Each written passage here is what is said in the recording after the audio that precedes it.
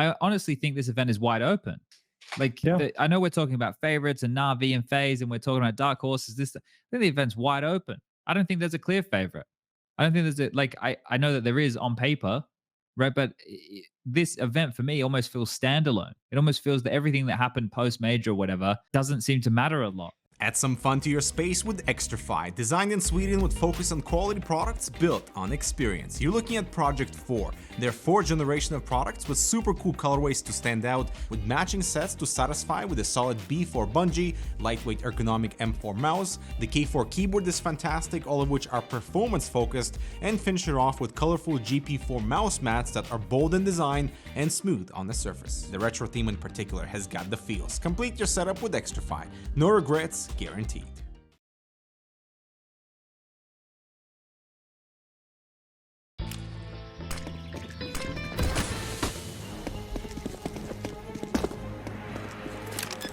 Bomb has been planted. Huh? Hey buddy, let me show you how to fix that. Bitskins.com. Buy and sell skins instantly. Deposit and withdraw funds instantly with crypto or directly to your Visa card. Woohoo! Bitskins.com, the best skin marketplace.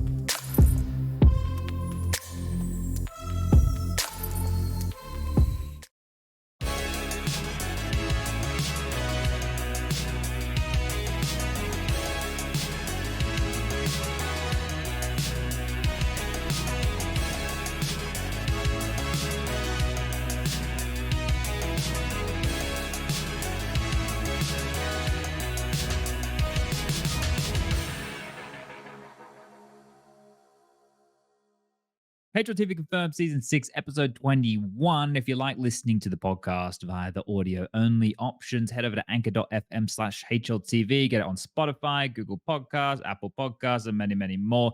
You can check it out at anchor.fm/HLTV. As always, a big thank you to our sponsors, Xtrfy, keeping you extra fly this summer. It's getting bloody hot out there, guys. Get yourself a new mouse pad. I know you're sweating into them. Bitskins, buy and sell CSGO skins and items. And M1Bet, gamble responsibly, ladies and gentlemen, boys and girls, Counter-Strike fans around the globe. Welcome to another installment of HLTV Confirmed, July 1st. Well, this is the first of the month, but this is the last Tier 1 event of the season. This is the Cologne preview that we're going into now. And as always, I am joined by Striker. We established last week he is not a hiker, but maybe in your near future, Striker, you might be a biker? Any biking going on? I mean, like, sure, cycling a little bit, but okay, bit of cycling. Okay.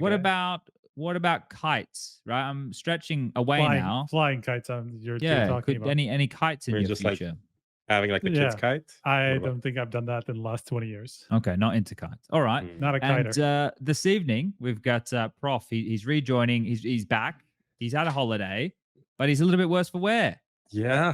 You know how it goes. Things, I feel like my life, if my life was managed by an esports org, it would probably be something like EG or maybe NAVI for the last couple of weeks. So that's kind of how I am right now. I think that tells everything. I don't think I need to expand at all. Okay. All right. Fair enough. That's not an issue. We won't get stuck too much into it here, but it is great to have you back with us. And of course, we have Lucas. Now, Lucas, for tonight's podcast extravaganza, what's the forecast? Are we expecting, any fireworks? Is there going to be a thunderstorm? What's going on, mate? Is it looking all clear? We're looking good. I fixed a bug with resubs not showing up. Okay, but that's good. So resubs now will show. So everyone can resub, and it will now show up. You don't get scammed for that. Okay, and maybe one day, eventually, the subs will actually mean something, and. They actually do now. Don't we have like you get special some emotes and shit, right? We have actually some emotes for subscribers now. No? Well, I don't know. I'm pretty sure Yeah, we got we some in have like some. a couple of Of weeks course, ago. we have some. Yeah. What are you Okay. talking about? We always had sub emotes. Well, now we've got more, right? I saw that either way, if you want a sub, I don't know why you would. It goes to does it go to Martin? Who owns the Twitch account? Probably Who me. knows? No one knows think where it the money goes goes. to- It just goes somewhere in It the goes ether. to our traveling budget, and we can do more live shows. Okay. Well, I don't know if that's true, but it sounds good. So let's run with that. All right, Lucas, roll the bumper. Let's get into the recent news.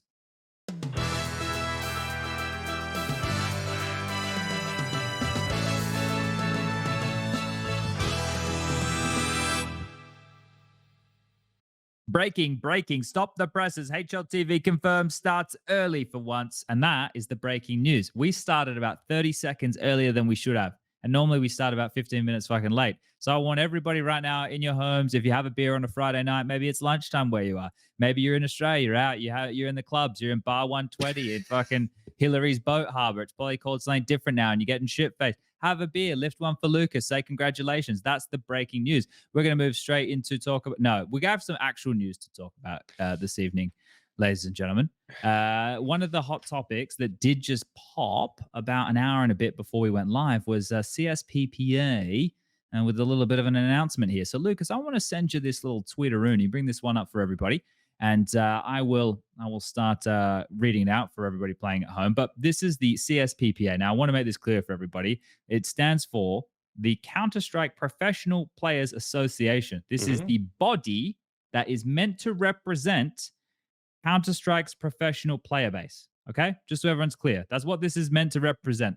This is the union, right? This is the representation for the pros that you watch every day. This tweet came out, as I said, not that long ago, and it's quite a fun one here.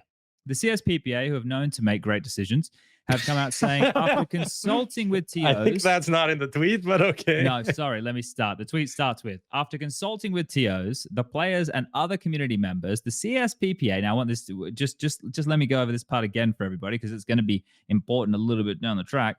After consulting with TOs, the players, and other community members, the CSPPA has decided to set the 2023 summer tournament break from June 12th till July 9th, compared to the 2022 summer break, which is from July 18th till August 14th. This splits up the competitive year into two more evenly filled seasons.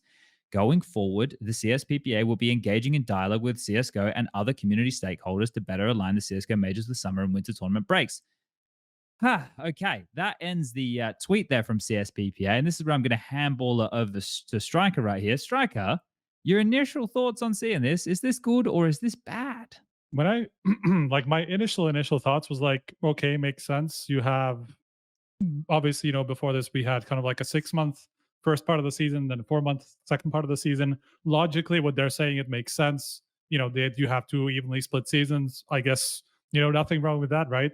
But then as opinions come in and you start thinking about like what else it's going to affect and stuff like that, you kind of start realizing that maybe there are some downsides to this, and then obviously probably the biggest one would be the vacation time, the timing of the vacation, right? Because obviously summertime is pretty much the place where a lot of people take holidays and stuff like that, and so family and friends are not going to be that accessible in that the new time that has been set, and a lot of players are not super happy about that. Yeah, it's a bit wild here, isn't it? It's very strange, Prof. That it's always great to see like some of the most known and established players and like team managers come up and say like, what the fuck? Yeah, like when someone like Kerrigan, like Niak from G2, who has been around for ages, like knows everyone, talks to people. Like it's not like some random dude that just got hired to manage a CSGO team, is like, oh, I didn't know anything about this. Like these people are well known. They know a lot of people. Like even if they weren't consulted directly, you would expect the kind of the information to get out somewhere. So that for me is really, really confusing. And it's just it's just how can that be? I know players, like we like to shit on players a lot for them not being really responsible, not putting in the effort, like not even doing the minimal sometimes. And perhaps like some of them that were like some people had to be consulted, like some players had to be consulted. I'm not gonna put that past like CSPPA. They tweeted that player was consulted. 10, maybe 20, maybe 50 players were consulted. Maybe a lot of them didn't reply. Maybe they didn't see the man, but maybe they ignored it. But like, it's still concerning that they just like tweet this out before, I don't know, before anyone relevant knows. I have a couple of issues with this. I just put some links in the chat for Lucas, and I also put it in Twitch chat for everybody at home. And these were just a couple of links that I grabbed before going live, right? There's been more tweets since. And in the bunch of links that I said there's multiple players. You've got fucking Vinny in the mix, Carrigan, you've got Rain. Right? There's 3 players right there who you would think, like Carrigan and Rain, are in the best Counter-Strike team in the world, right? The player union definitely represents them. So look, I don't know if you two had any conversations with any people. I didn't have any first-hand conversations, but I heard that that it was being discussed internally by different groups of players or whatever, and they just went ahead with it, right? So it feels like the CSPPA has just jumped the gun here. Obviously, we'll get some form of news about it in the future because they're not, like, clearly quite a large portion of the player base are not happy with this, right? That's very clear. We're seeing this on social media. I think you have to think about the fallout of other things as well. Like, we don't know, we're speculating right now, but they've just put the player break directly over when Cologne traditionally is. So like, does that mean that if ESO had already booked the Lanxess Arena again for Cologne next year? I don't know, but if they had, right, are the dates out for Cologne next year? I don't think they are they? No, I mean, So, we don't really know anything from next year in general from anybody. So, but that just, the thing is with this as well, right? Just slap banging it right there.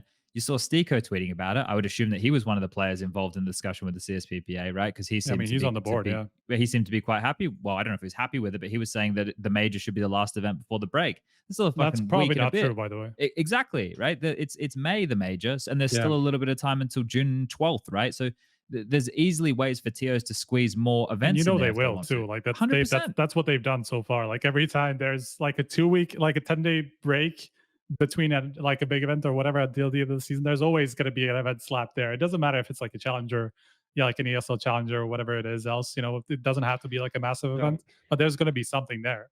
There's definitely though a chance for the major to be moved not next year, but like the year after that to be moved a bit closer. Like I think what people are saying, like, oh, we need to end the season with a major. It's hard to do that if the season ends when it ends now. That would be like a big difference, and maybe this way, just like maybe a couple of weeks push back, and then we kind of get that. So maybe that's the idea, but I feel like I don't think if CSPPA can't talk to players, I really doubt that they had an agreement with Valve about plans for 2024. Like for me, that's kind of, I'm skeptical about that angle. So I mean, they were also at the end of the second tweet, if you want to open that up, like in the reply to the first one, they did say they will engage in a conversation or dialogue with Valve about what is the wording exactly, to better align with the CSGO majors. So this there's is the gonna problem be I a have talk, with that, though, but Striker. Why is this happening? Why is this happening now? This is less than a year's notice on when the player break is.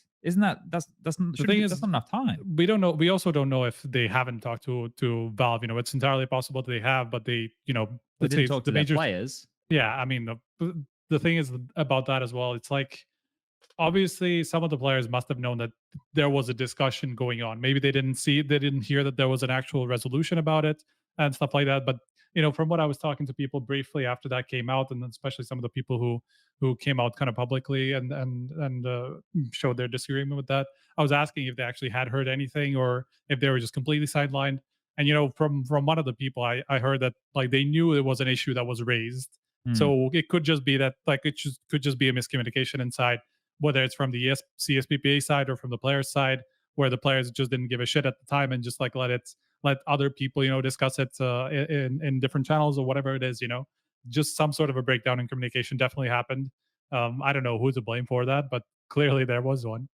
Yeah, and it just continues to compound and add to these bodies that we have that have kind of inserted themselves into Counter-Strike of looking inept, right? Like, this is the problem. We can just stack up all of these issues now, and it's like, man, how are we meant to have faith in this? And sure, I'm with you, Prof. Like, we do like to shit on players about, maybe not being the most organized and stuff here, but just to see the likes of Carrigan coming out like that, like you wouldn't normally expect something like that from Carrigan, right? Like that's not the type of angle that he would take. Like if it was news that he read in the group and he didn't respond to, I'm sure that he'd be like, oh, well, I guess I fucked up there, right? But it's just the response is the most unusual part. I didn't expect this. I saw it. I retweeted too many it. people like at the same time for there not to be like, clearly there wasn't one message like we have decided this, and like clearly that didn't happen, or if it did happen, it was through like the wrong channel or whatever. Like too many people didn't hear about this for there not to have been some sort of a fuck up. Yeah, so I assume this isn't the last that we hear of this. So we might hear some more news about it in a couple of weeks. But Do you think it's gonna change? I don't think it's gonna change. I feel like we're gonna stick with this. It's a and that's year, it. man. Anything could change in that time. Well, this is the thing, right? So I'm curious as to who was involved in this decision, right? If it was only a couple of players who had a say, and then on top of that, you had some influence from outside in terms of where tournaments are going to be or Yeah. conversations with different, right? But I It- feel like if they said TOs, and obviously Cologne is a thing, like Yeah. there must have been conversation there with ESL about moving it already. Like I Yeah. feel like the players had to kind of greenlight this in talking with ESL about Cologne. Like I don't think they would just be like, oh yeah, we'll just make a player break right here, and then you please figure out this like third biggest event of the year and just fuck you. Like I feel like that would be really not responsible. I'm Yeah. curious about how they will solve that though, because it puts Cologne in a really, really awkward situation, and I almost feel like it's going to have to be in a really different place compared Yeah. to what we're used to. Because obviously, as we said, the major was going to take place, let's say, and 2 weeks before that, before the player break, right? Because it's late May that the first major is scheduled for, Mhm. and then the player break starts on June 12th. So it's not going to happen in between the major and the player break. Like that's too close for such a massive event to happen right after the major. But if it's the first event of the season, that's also not good. Like ESL are Yeah. not going to be happy about putting their flagship event as the first event of the season, Honestly, which is always a really awkward place to put an event that is really it important. could work just like the first half of the season works now with like With blast groups Katowice. into Katowice Yeah. and then blast groups into Yeah. Cologne. That would be the ideal scenario. I could see that happen. That's why I'm saying like I think And it's then it going to would be be like a kind of 2 month difference. August-ish, right? Yeah.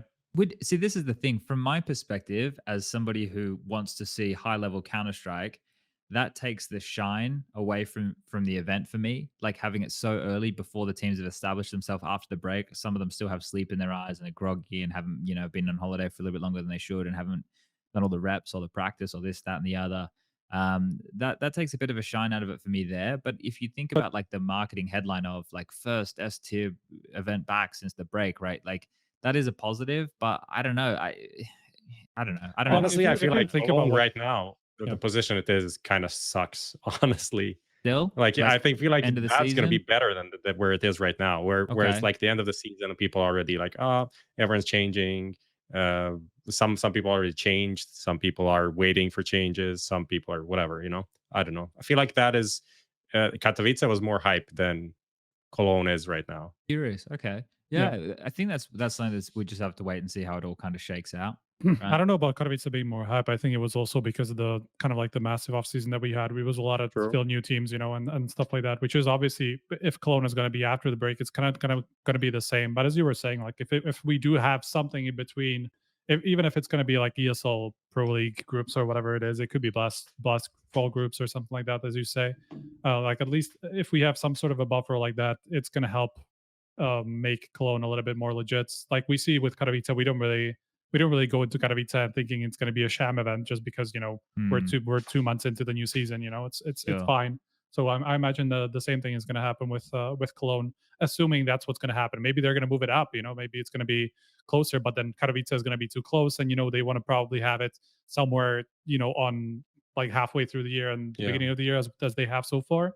So that's as I say, like I think it's going to be Cologne is just going to be in a very different place compared to what we're used to.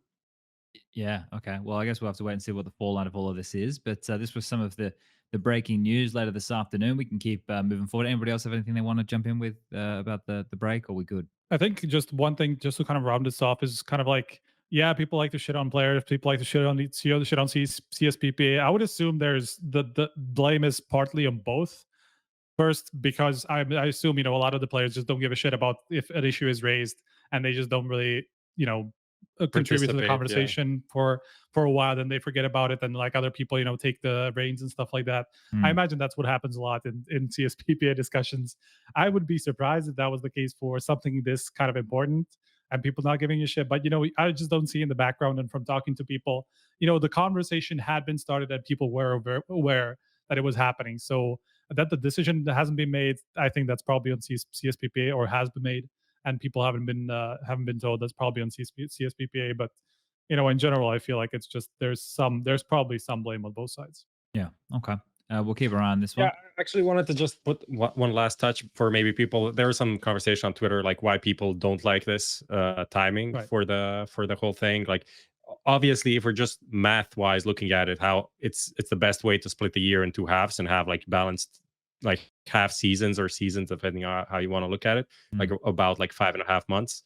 But the problem is literally just when people usually have vacations, and it's not just you, but your family, friends, and stuff like that. Yeah. And people that are in school, like kids, and that usually in Europe at least extends until kind of June 20th is when school kind of finishes. So this vacation or break starts like one week or like 10 days before that already. And then the last week you probably aren't going to be on vacation. If you're a player, you're already going to be start preparing for what's coming and stuff like that.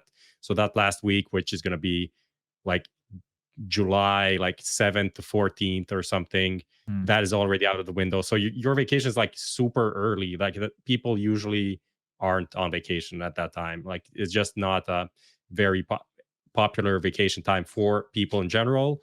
And then you can say like, oh, you're a professional sports player, so you should adapt. But we're not really there yet in terms of like, I can earn whatever. Yeah, we get have a yacht high salaries, but not that high. not that high, right? So you can't really adapt to that. In a way, it's good because there's less tourists around, easier to book stuff. The travel apocalypse doesn't start completely, so there are some upsides as well. It's a problem for families as well with school Yeah. and stuff. This is something which I don't really have a great grasp on being Australian. Like our big holidays are over Christmas time because that's where our Yeah. summer is, right? So our smaller holiday is in winter.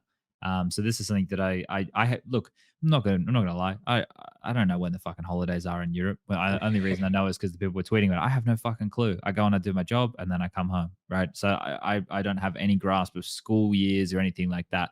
But clearly, some of these guys with families, you can see, definitely do. So yeah, all right. Thanks for highlighting that there, Prof. We got a good idea of what's going on.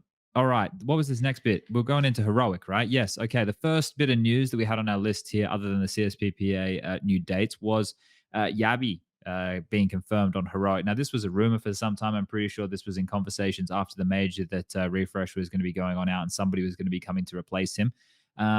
We haven't seen Heroic play since the addition of Jabbi, so Cologne is going to be the first event with him. Now, I think one of the curious factors here was the fact that they won Pinnacle Cup and then they've still gone and made this change. So feel there's not a whole lot to say about Heroic making the move. We've touched on before about them making these kind of moves even when they've looked good, right? They're happy to make these trade ups, and it's actually worked for them in the past when things have stagnated a little bit here. But what do you think, Prof? Like, if you had to make a bold prediction about this addition, are you expecting him to hit the ground running? Do you think Jabbi's just going to get plugged and play? Like, it's a very fast-paced team, right? That he's going to have to now jump into and be a part of. Do you see any similarities in the way that the Flames approach the game that Heroic did that maybe they can overlap? And what are your initial takes on this? I think there is something to what you're saying. I think role-wise, just like he's gonna fit in well, but of course, Heroic have like a very specific style of play, which could be kind of difficult for him to pick up instantly. I also think just the kind of the roles that refrezh plays, he is kind of alone a bunch of the times, so it shouldn't be that big of a problem. He's not like in the middle of the action all the time, so he's gonna have a bit more time to react and stuff like that. And I think individually he's a much better player, simply put like that. So even if he kind of lets them down on this like team-wise chemistry angle, he's just going to be better on the individual basis. So I don't think they're going to fall off a lot. I think there is like a potential honeymoon kind of run for them in Cologne. I don't think, I'm pretty confident that there's not going to be a drop off for Heroic. Do you have a different clip this? Yeah. Do you have a different take on this, Striker, or do you kind of feel the same with Heroic? No, not particularly. I think Heroic were solid enough with refrezh, being kind of like up and down. And so I feel like even if you put somebody, even if Jabbi doesn't really put up the same kind of numbers that he was in Playing Flames, he's probably going to be all right. It is a very dynamic style, and I almost feel like it's a better style to go into than somebody like NAVI. If you compare the two teams, for example, like it's probably much more reactive, and you can kind of go off kind of instinct rather than having a lot of predetermined things to go off of. At least that's what kind of like heroic style seems to me like. Obviously, they have a lot of predetermined plays and they have a lot of sets, strats, and stuff like that. But a lot of it is just kind of like calls on the fly and like mid round and stuff like that. So I think that's going to be okay for Jabbi to slot into pretty quickly. I don't really see a massive problem to be there. Brings the age down a little bit as well. He's only 18. refrezh was 24. So well, this is the thing. A lot of the guys like Xtrfy and Jabbi, I would say, Nikidos as well, are like Danish players for the future. And it's great that for Heroic to kind of get him now, right? In terms of experience, what are we really talking about here, right? Obviously, refrezh had a bit earlier with like Fragsters and then Cloud9 and all those kind of stints there. But in the modern Counter-Strike, since we've returned, like Flames have been there in the big events, right? So it is going to be curious to see how Jabbi plugs into all of this. But I'm with the sentiment of you blokes, right? I think if you're getting the same that you're getting out of Stown and Shush, I think are the two pillars of the team. Jabbi doesn't have to be mind blowing here for them to get a little bit of extra juice. So we will see them play in the play-ins, which is what we're going to be talking about a little bit later. So maybe we don't need to go too far into this now. We can touch on a little bit later when we're doing the Cologne preview. Yeah. Does anybody think that refrezh is going to be landing on his feet here and finding another? Is he benched? Is he transfer listed? I forgot to look at that key detail there.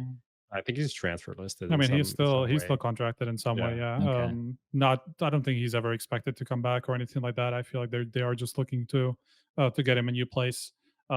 Is he gonna find a team quickly? I would assume not. He's not the easiest player to slot in anywhere, to be honest. Because if you consider Danish teams, like he's not gonna land a spot on Astralis. I don't think that's ever happening. And so you kind of have to go lower. Someone clip that as well. Yeah. At this point, that'd be anything's happening. That's actually probably true. Yeah, but like that's just not happening. Like you're not going to be kicked out of the second best.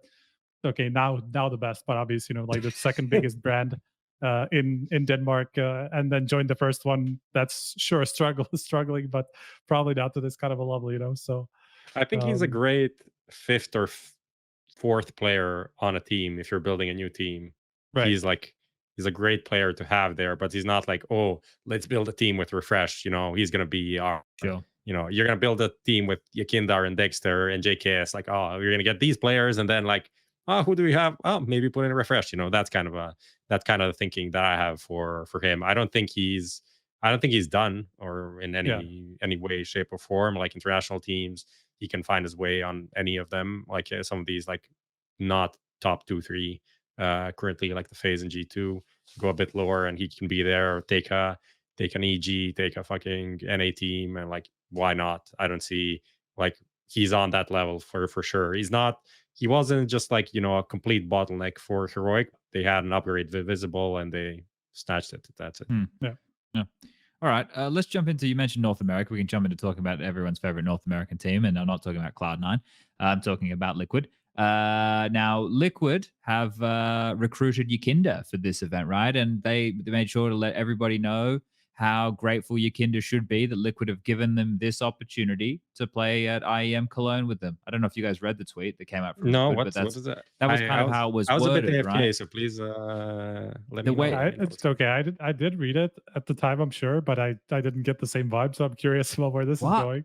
Really? Okay, Is it just go me? ahead. I have to find the tweet, right? I thought this was the sentiment that everybody had. Now I got to fucking scroll through it or to find it.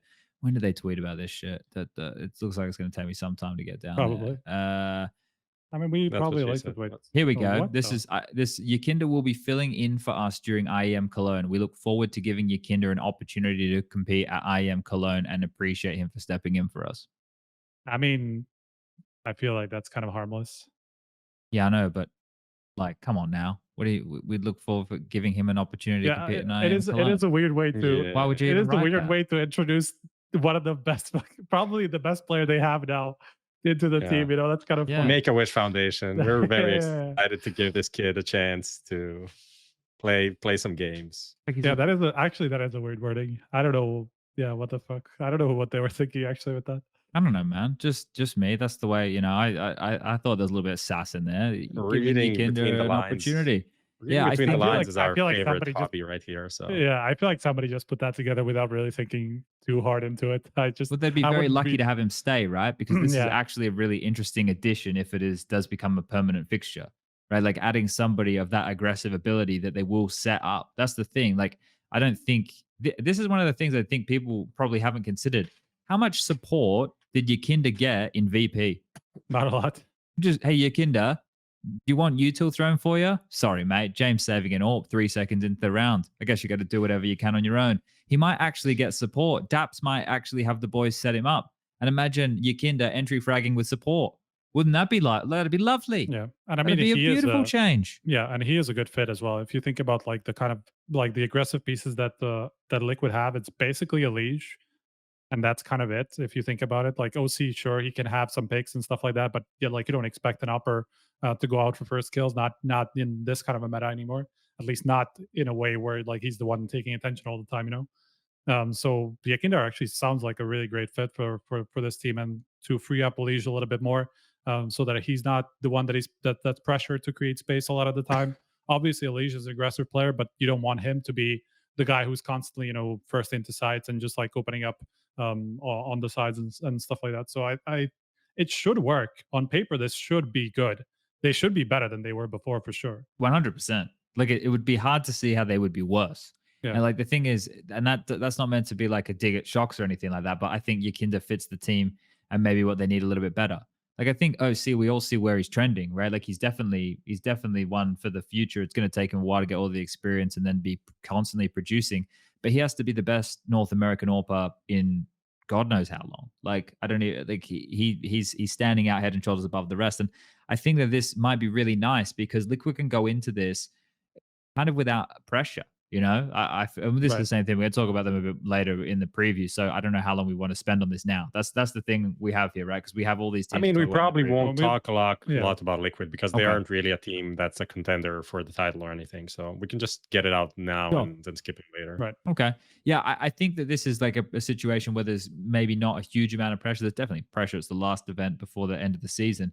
But the only way that I guess the pressure is added is if Liquid feel like they're trying YEKINDAR out and YEKINDAR feels like he's trying Liquid out and it doesn't go well for one party, because then like, let's say YEKINDAR isn't happy, then Liquid now have to spend the rest of the offseason looking for a fifth, right? Right. And then Yeah. the YEKINDAR on the other way would have to sit there for the rest of the offseason fielding offers from G2, Vitality, you know, like this is where it's worse for the team. It's worse for Liquid if YEKINDAR's like, actually, you know what, I just played because I fit in and I'm going elsewhere afterwards, because we don't know where this is going, right? This doesn't. Is there anything that says this is permanent? Look, it is a good sign, to be fair, like because it didn't seem like, from what I was hearing behind the scenes, it seemed like Liquid were really struggling to find somebody and to make this work, and suddenly they just actually clicked. And so the fact that they actually went through, even if it's a loan situation, whatever it is exactly, I imagine Virtus Pro didn't just, you know, let him go to Liquid and play a tournament for nothing, you know. So I imagine there was some kind of a loan or like a transaction happening behind the scenes.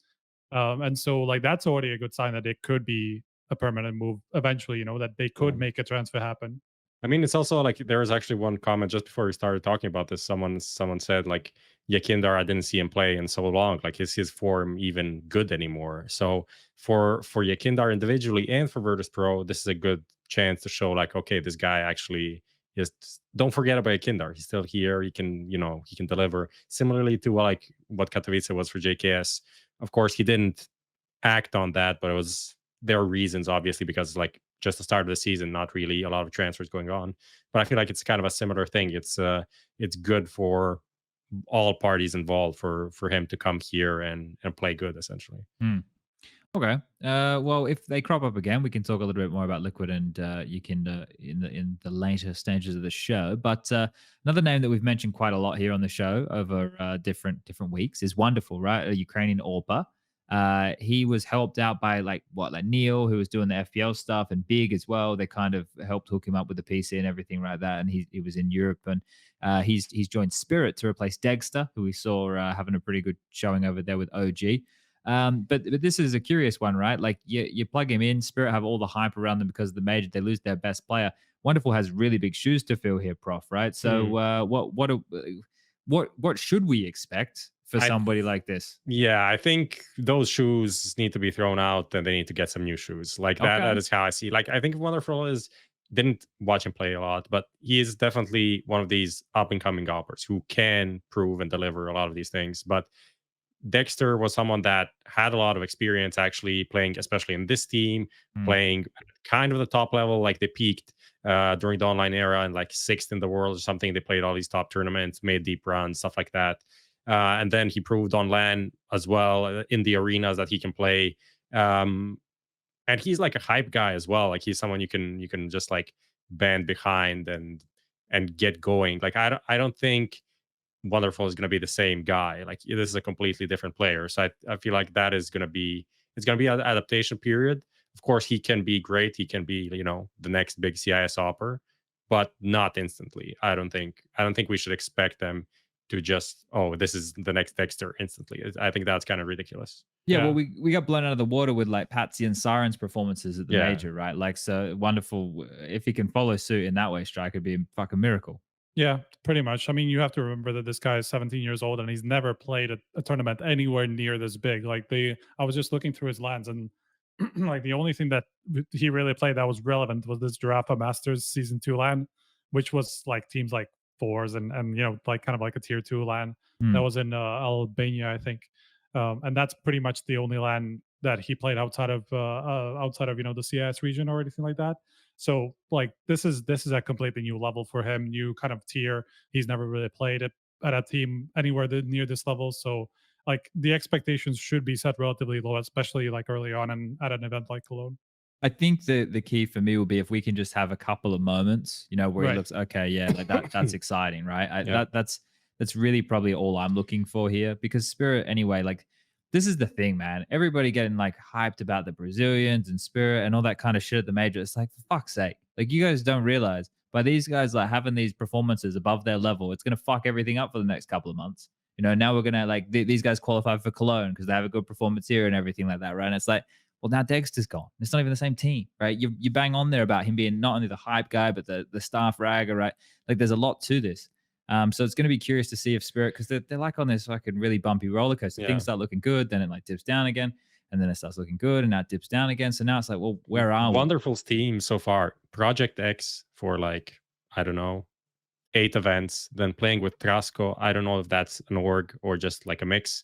Yep. Then he had that Hellraisers period before Hellraisers disbanded. And in that period, he was, of course, playing like tier 3, tier 4, but he was like 130 rating, Yeah. which is amazing. But tier 3, tier 4 Hellraisers for a couple of like this is practically his first real team, like real top team that is with other real professional players that have experience that are expected to deliver Yeah. on a high level against the best teams in the world. So it's a huge jump. It's a really huge jump. So I think that is just something to keep in mind in terms of when this guy goes on the server, what we can expect. And then if he is really good, if he is like 1.15, 1.20 rating, that's fucking amazing. Great. But just like, let's take it easy. Okay. I am a little bit worried about kind of like how Spirit have been signaling the Dexter departure and kind of like the reasons around it and kind of like the playstyle reasons and things like that, because they did kind of insinuate that they didn't really like him having so much space and wanting to be aggressive all the time.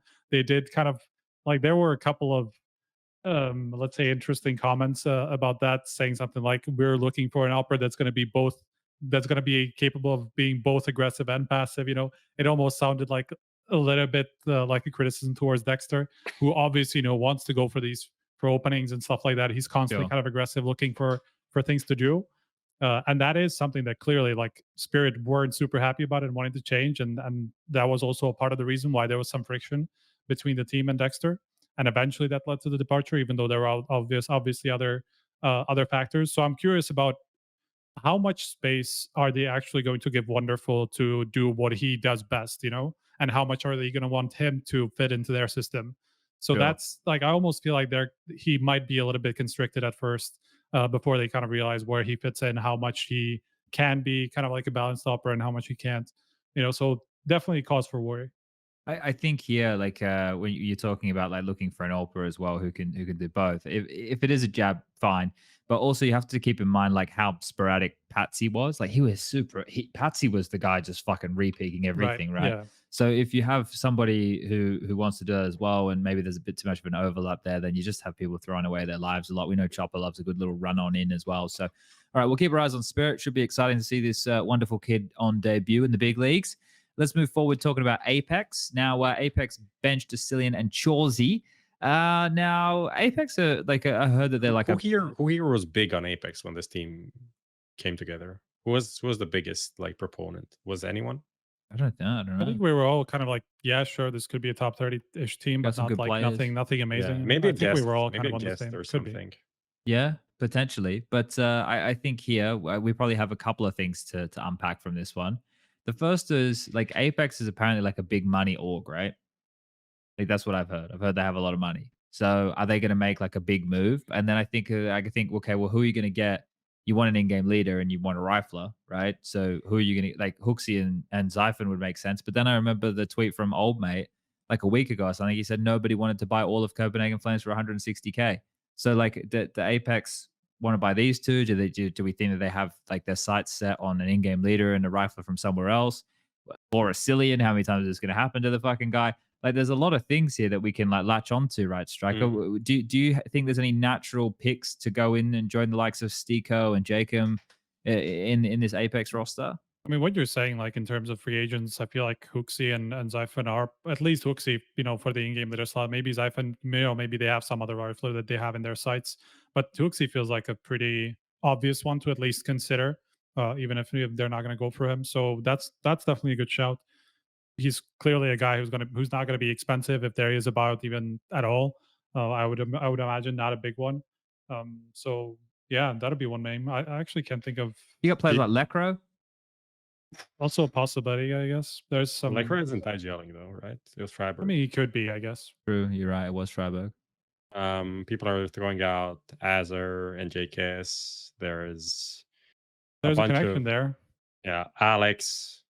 Alex was a name that I saw. Like it's kind of a team where I feel like they have to experiment and take some gambles because they're not good enough in terms of their ranking and maybe even like a star player. I feel like that is also missing. Like if they had like one really good like young talent developing, I guess that's what they tried with chawzyyy, but it didn't work out. To have someone that's like, oh, this guy is gonna be, this guy's gonna be really good. They have like good players, but they don't have the big star name, and they don't have an IGL, which are the two maybe most difficult things to figure out. So they need to take a risk and then hope. Like they need to moneyball it a bit and hope like some of these players that are overlooked for some reason, like Alex could be maybe a player at this moment that is like his stock is lower than his value. Okay. And maybe like a year ago, his stock was much higher than his value. So maybe he's a player that would be worth for them to pick up. Yeah. I don't know. This is an interesting one, right? This is the team's in the same position it was when we first talked about them. For me, like if they make some exciting roster changes here, then we'll be able to see what happens with them going forward, right? But I don't know if there's too much for us to really chit chat about now because they haven't made that dent in the upper echelons that we would traditionally be talking about. So if you boys are happy, we can jump into the next little piece of news. Let's go. All right. This is Saw extending his contract with ENCE, and we know from the interviews with the players, we keep hearing from the camp there that Saw is great. Best coach. He's the best coach I ever worked with. Saw's best coach. Precisely. That's exactly what we're talking about right there. So yeah, look, I guess this is a positive thing, right? It's always good with these coaches if they are getting the praise to be getting re-signed and stuff. We've seen with coaches in the past, they don't get re-signed or they get chucked away. A different coach comes in, but obviously Saw has something he's bringing to the squad. I guess there's not really too much to say about this one, is there? He just has a contract extension. We'll see more of Saw. Yeah, pretty much. All right. Well, cool. I guess we can get into Skinionaire, right? Shall we be getting into... There was someone to go in 00 Nation that happened in the meanwhile. Okay, do you want to talk about them now or during the... They're in the next section. We'll go over there. Let's go into Skinionaire. The question number 3 is going to blow your mind, I think. Okay. Or 4, one of those. All right. Well, everybody here, if you haven't tuned into HLTV Confirmed before, you know what you need to do. You need to type Bitskins in chat now. We're going to do Skinionaire. This is a quiz. Am I answering the question? Is Striker answering the questions? What's going on here, Prof?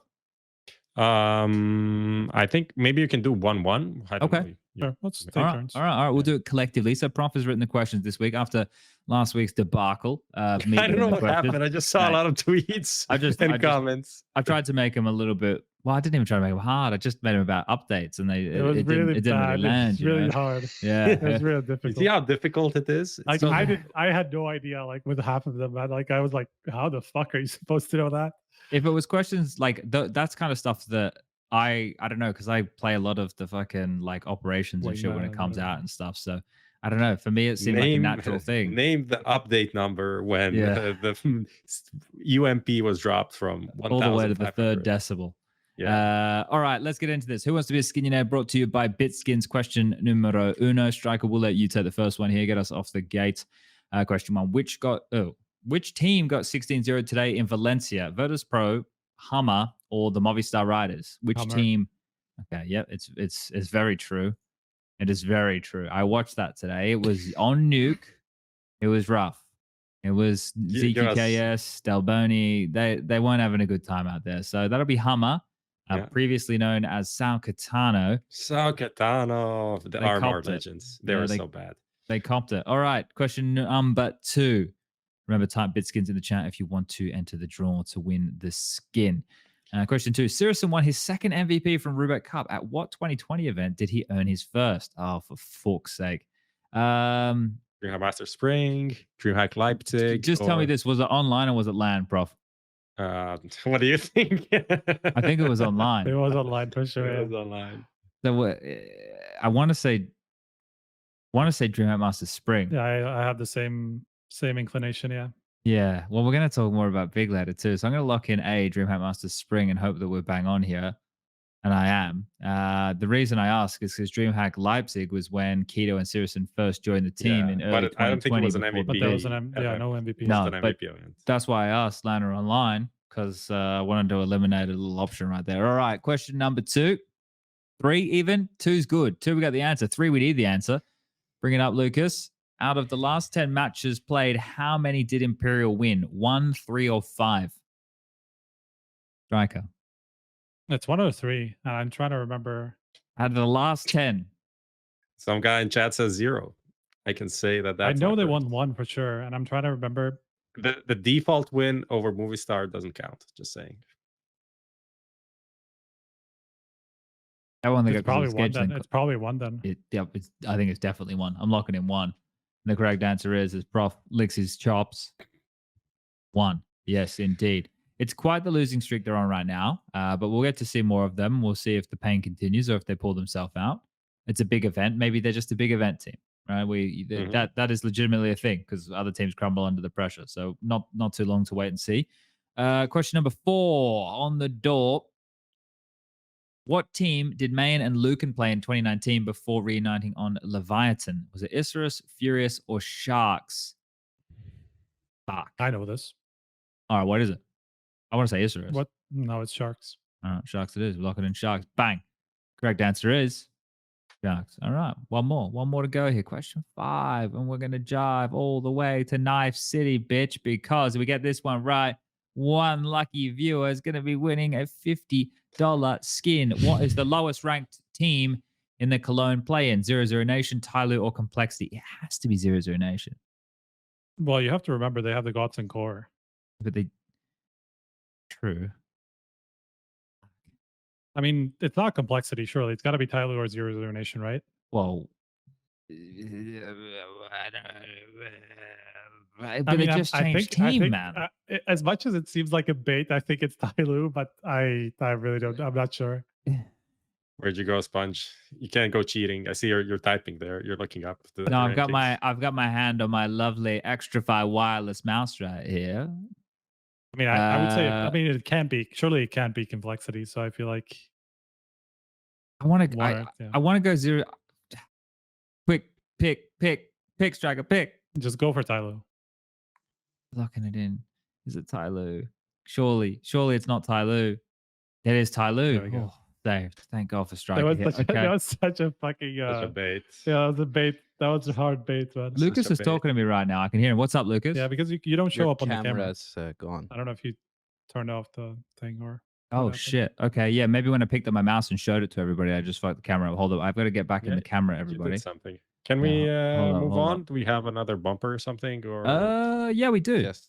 We do. Roll the bumper, Lucas. Let's get into But to guys, the events. you're forgetting the most important part of Skinionaire. oh, we didn't Oh, draw the giving winner. away the fucking winner. Yeah. Oh, Throw it in there. okay. Hold up a second. It's Panu Mujo. What the? Panumuho. Sounds Finnish, if you ask me. Hold up a second. I'm getting the webcam situation sorted. And am I back? Are we back? Yep, you are. I'm back. Back from All right. black. We're back. So don't lift up the mouse. All right. No, it happened before that. Gotcha. Okay. Well, I guess I fucked Anyway, something up then. doesn't matter. I'm not the most technologically savvy, everybody. I don't know if you've worked that out yet. All right, let's. Well, we don't have a bumper to roll. We just keep going, right? Let's go. We're talking about. I guess we're still kind of in recent news, right? We're going to be talking about Roobet Cup. So this is. Look, I fucked up on last week's show. It completely slipped me that the event was running and finishing on a Thursday. It was a week and a half event online. I was like, what the fuck is happening here? And every day there was 2 streams going. The games didn't start till 3 p.m. The second game started at 7 p.m. or something like that. So you had 4 games in the period of a couple of hours. And then before you know it, the final's on a Thursday. And you're thinking to yourself, why? But it doesn't matter. It happened. And Big won. Now, I want to get this one out of the way straight away because the forums are alight. People are loving this one right now. It has to be the hottest fucking topic of the year so far. Does this win for Big? First of all, the fact that what is going on with let's dissect this. Let's wait before we get to the win. Before we get to the win, was faveN sick again? Why was he not playing? Yeah, there was something. There was some illness, something. Okay, but this has happened a couple of times now, right? So like 40 fever or something. I don't know. Okay, so he was not well, right? Not well. Yeah. Okay, so if that's the case, then okay, fine. I understand why Keto's standing in, but we got to make sure we're like. We can't call him a stand-in, right? I feel like we have to call him a substitute. At this point, it's basically a fucking 6-man roster the amount of time I see Keto playing for Big, right? He's every second weekend he he's was there fucking in the before. server. It's not like they just picked a random guy out of Germany and just brought him in. Like he played with this team for a year and a half or whatever it was, you know. So having Keto almost, I think. having Keto get plugged in and playing and stuff, I feel like right. I think we should go with like substitute here, right? Like we'll make sure we're not throwing the stand-in tag around too much because I think that doesn't really fit the bill. He's basically just a 6th man who steps in when someone else can't make it, which is fine. Keto had some really good maps in that final against FaZe. So let's then transition into talking about the fact that Big won. Prof, Big won online and CSGO got MVP. Is this a bigger issue for them than losing the event? Because they are no, seriously. Riker can take this one because he made this exact point. That's pretty much. I pretty much believe what I tweeted exactly. It was like even Big probably was like, why did we have to win this? Like, wasn't all the onliners talk enough? Like, that's what I felt like too, because it's like it's the comments are coming, like, because obviously they're already Big haven't there. exactly, like Big haven't won anything in a while, and so a big online event comes and they suddenly win it. You know, that's an interesting coincidence for sure. I mean, you can't get away from it, right? It's hard to see past that. And we have to talk about it, right? CSGO did get MVP at the event. Like his stats on LAN are not bad stats. Like don't get me wrong. Not at all. Like it's not like he's not like he's completely noob in it, right? That's not the discussion whatsoever. But he's not the same player he is online. And he was in his bedroom at home again, man. He had the fucking blurred out thing. The rest of the crew were all at the big. Actually, that's not true. Keto wasn't there. But 3 of them and Gob, I'm pretty sure, were in the big area and Citizens at home. And we've heard a lot about him being particular. It all just adds back into this online conversation. It really sucks. Like, why do we have to keep having this chat? But like we do though, Prof. Like, you know what I mean? Yeah, you can't really escape it. It's just how it is. Like he is simply just like that 10%, 20% better at these events than he is in Katowice or whatever at the major. This is his best performance this year since the RMR, and the RMR they just like 3-0'd, just smashed everyone. So it wasn't really that difficult. Like here he played 14 maps, I think, and had like a 1.25 rating, and his grand final was great and his semifinal was great. So it's frustrating. Like you can't really, it's usually after some time you call someone an onliner, there's like that period where you're right, and then after some time you're no longer right because the guy, either he's so bad that he gets kicked and you don't have to talk about him anymore, or he just develops and becomes better on LAN. But Searson is one of these like outliers where you just constantly say like, he's better online. He's better online. He's better online.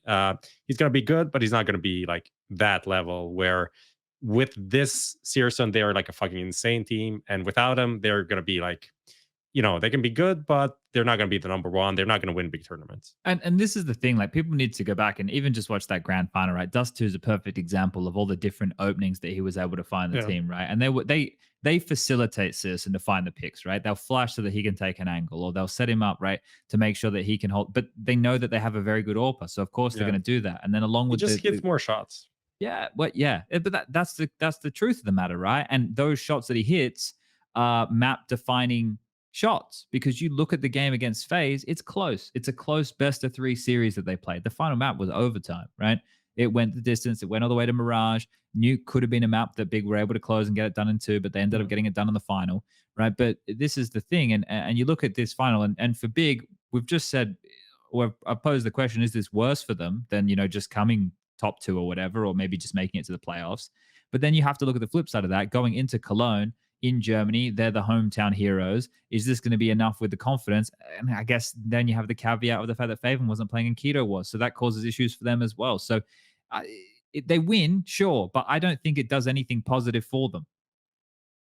I mean, for them, as in like for their outlook or for their confidence, I don't know what you mean by that, because I feel like, I mean, winning an event, it's still good for your confidence, right? Surely, like they know the comments are coming and what like the outside will think. But I mean, are they? Is it though?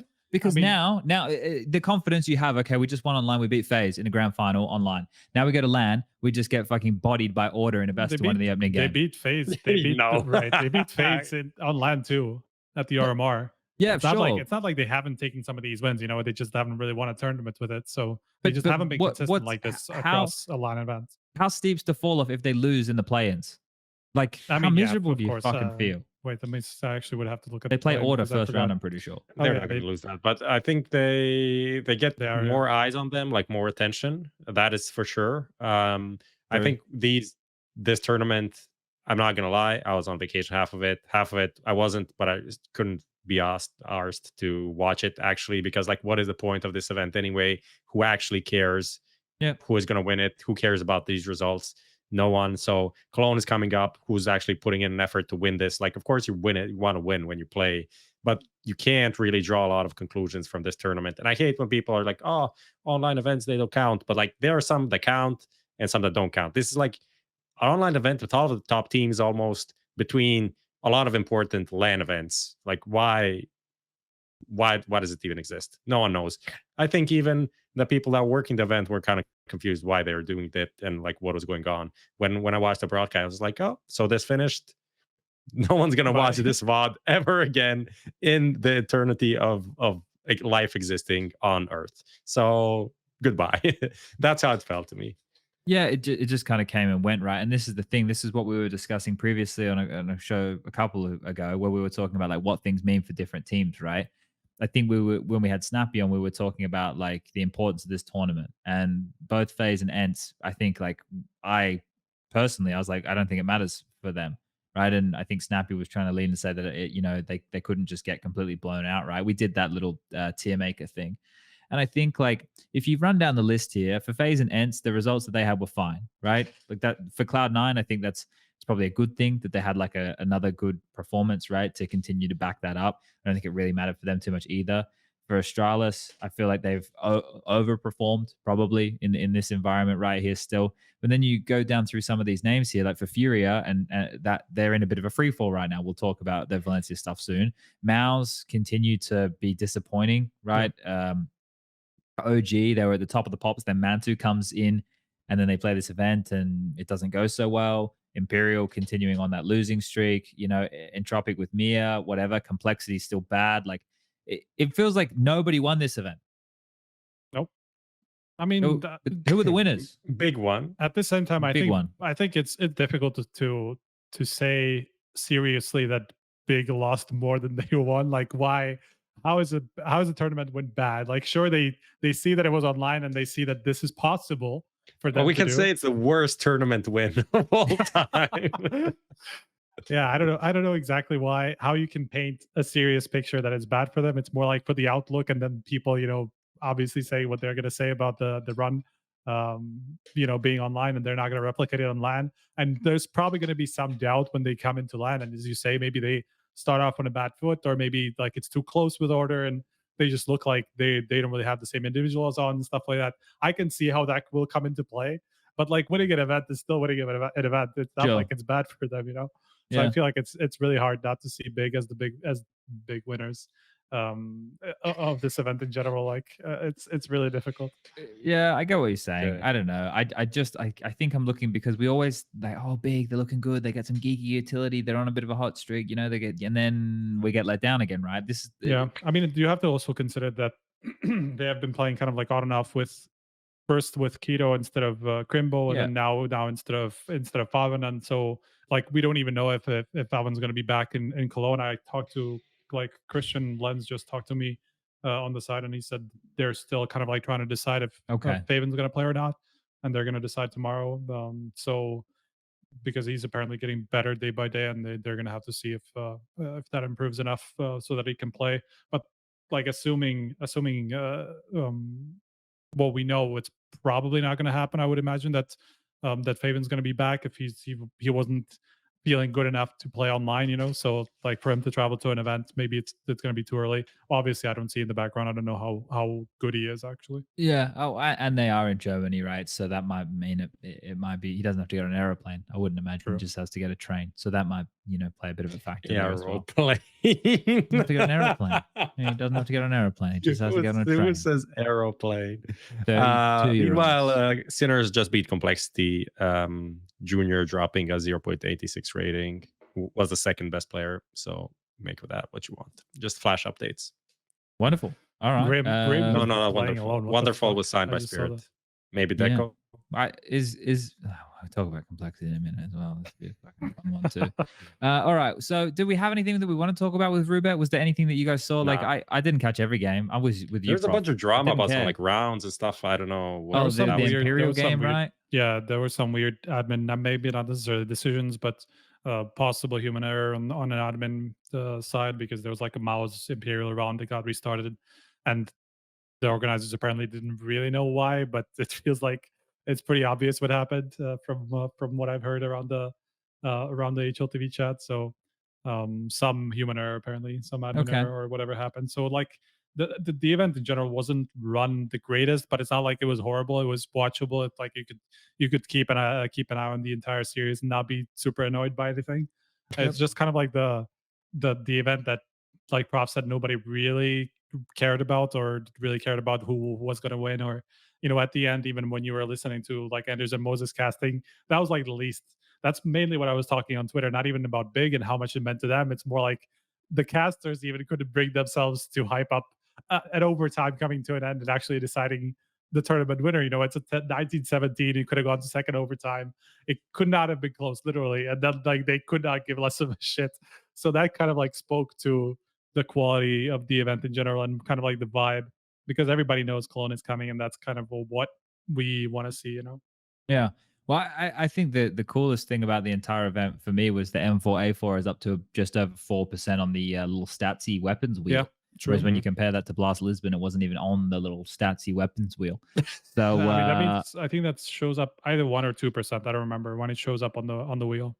but it's below 1 or 2% on the little statsy weapons. I think it's wheel. 1%, but I could be wrong. Yeah, but that's it. The M4A4 up to 4% now. FaZe we're using it a lot. Is that Do you think the it's question? trending? There's the trending up. Do you think there's going to be more, or is that I think everybody, when they first saw the nerf, went, everyone's still going to use the A1S.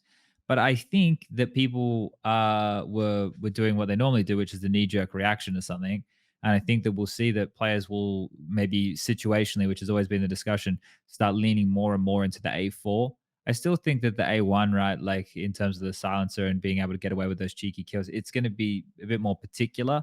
But players are going to be getting caught out a lot having to reload. Like that's just going to happen. That is just going to happen. That's just the nature of the beast. I haven't really seen it too much through Roobet that anybody was kind of like getting caught in weird positions, like trying to spam smokes and stuff like that. Not, sometimes, yeah, but not like overwhelmingly. So I saw like obviously a lot of the kind of like the anchory positions a lot of those players were using the A4. I think Robs was one of them, right? So who was kind of like on the side, like on Dust 2, and for example, and B. So like clearly there are some uses for it, but it's still overwhelmingly the less used weapon. Obviously, this is the first event that we have it, and Yeah. usually if we see any sort of a spike, that tends to go even further as more tournaments come. So I would imagine in Cologne, maybe a couple more players are going to join in. Obviously, it's more teams as well, with the play in combine, and a bunch of different teams as well. So it's possible that we're going to see it maybe go up to like 6-7% or whatever, and just a little bit more even compared to the A1S. But I would still imagine that most of the people will use the A1S. Yeah, I think that this is the thing. The conversation is still very split at the moment. Like I think, like as I mentioned, I think there's a knee jerk reaction from a lot of people who think just going to ride or die with the A1S here and just say because the stats are this, that, and the other. But I think situationally, if you're a professional player and you're getting caught out, more than a handful of times in a game because you're having to reload, or having to reload in a situation gives away your position, right? You have the silence then fall, they hear the reload when it's quiet, and you're dying because of those type of factors, then yeah, maybe you do see more people trending that way. Or alternatively, maybe you see more people buying, like having the silence then fall if money's still kind of shit, but then just going into the org or something if they want more Mm, ammo mm. because it would be nice to have teams picking and choosing a little bit more between those type of weapons and balance and whatnot. So I think the flow on effect there will be right if more teams do start investing. Let's say that 2 out of the 5 players in every team start having the unsilenced M4.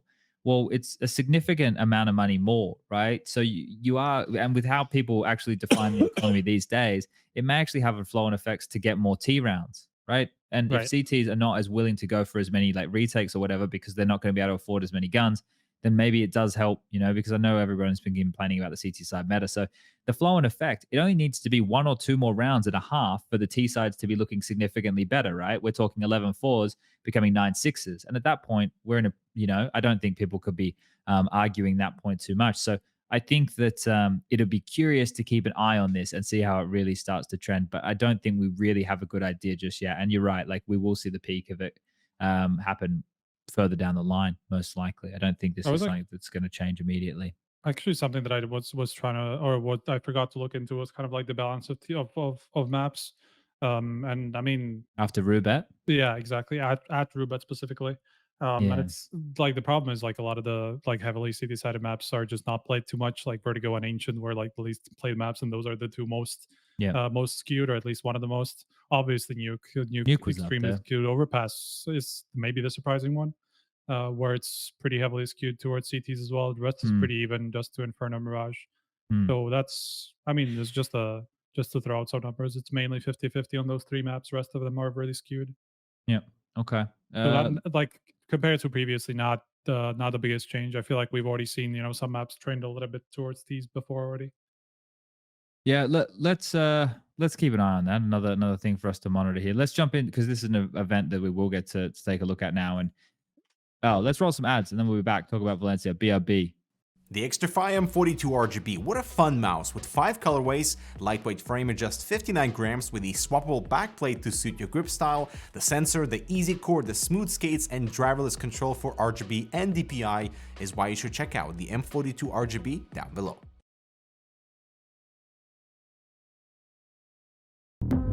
Buy and sell your skins now.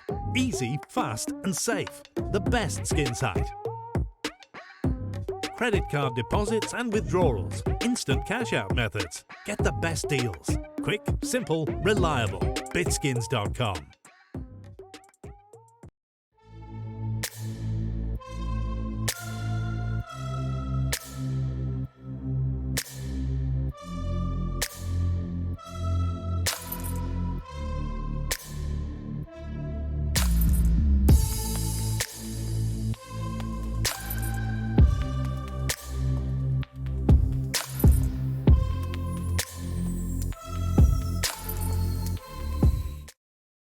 All right, we're back from the ads here, and Striker Zuddy has something he wants to say about FaZe from the Roobet Cup. Yeah. Can we talk about why they keep dropping massive leads? They should have won this final. Okay. It was Good. what was it on Mirage? It was like 8-1 from Big that basically got them back into the game, and then FaZe had to salvage it, and then still lost in overtime. And that's So- it's far from the first time that this was happening. I can't remember the games off the top of my head, but they've dropped some massive leads in key games before. So I feel like it's really awkward to see from a team that has this much experience. So what are you using as reference points to this? The other events they played in recent history? Like, are we talking post major? We talking like Dallas Yes, and Blast? yeah, and I think even Dallas against Cloud9, right? yeah, that was a There big one. comeback. Yep. Fuck. That's the thing. Like, I just remember several games. I just don't remember where they were because it was like one of these last 3 events, and they were kind of like spread across the Cloud one. That's the one that stood. I mean, there's a Spirit comeback, right? But that wasn't converted in the end. Was that also a thing? Wasn't Do you Dust think 2? it could be though, Yeah. Striker? Here's a question, and this this is a genuine one here. Do you think it could be because none of them are native English speakers and they might have issues communicating when the pressure really gets on? Of course, man. Yeah, I don't know. I don't know what it is exactly. It feels like this is not a team that should be giving up, like 1 games. They just have the talent. They have the caller.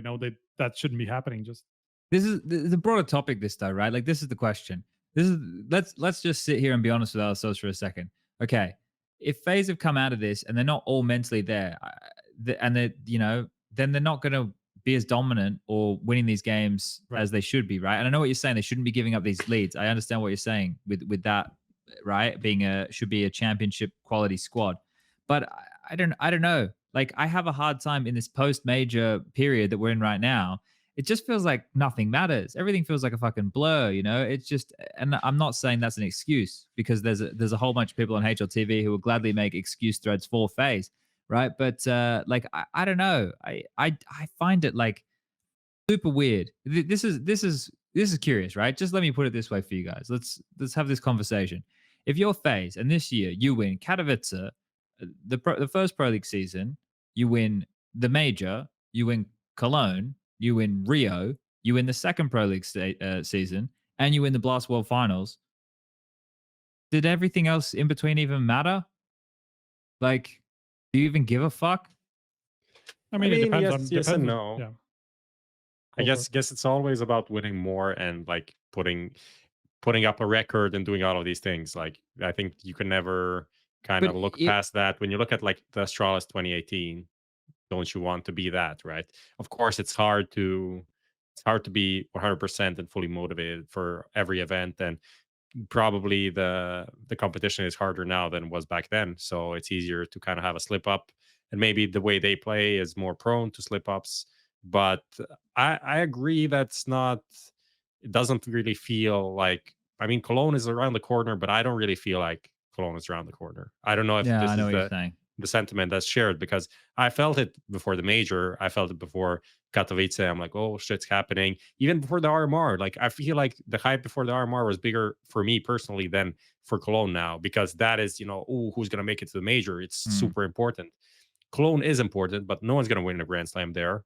So there is an implication for that in the future, but it's not right now, right? There's no like big crowning moment. Even if FaZe wins it, like, yeah, they were definitely they're kind of setting the era. That is what they're trying to do. So that is the biggest storyline. But they don't really feel like they are there for me. I don't know. Sure. If they win Cologne, they'll be the first team in a calendar year to win Katowice, the major, in Cologne. Is that right? Well, I think I'm trying to remember. I think that's right. I think Astralis never won Cologne, right? Yeah, Astralis never won Cologne. That's right. So and SK weren't really that dominant like across an entire year as well. So what about a team like that? I mean, kind of works for Fnatic back then when they won Katowice and Cologne, but they were both majors. Yeah, right. Yeah, of course. You were saying Fnatic 15? Yeah, but there wasn't another major. There was two events. Just those 2 events. Yeah, it wasn't the third one. No major. Yeah. So, but they were majors. So Cologne and Katowice were majors. Okay. Yeah, but at the time, Cologne and Katowice weren't like the standalone events that we see them now as, like the non-majors, but the biggest events that we have outside of majors, so that's like, it doesn't really compute. It's not the same event at the time.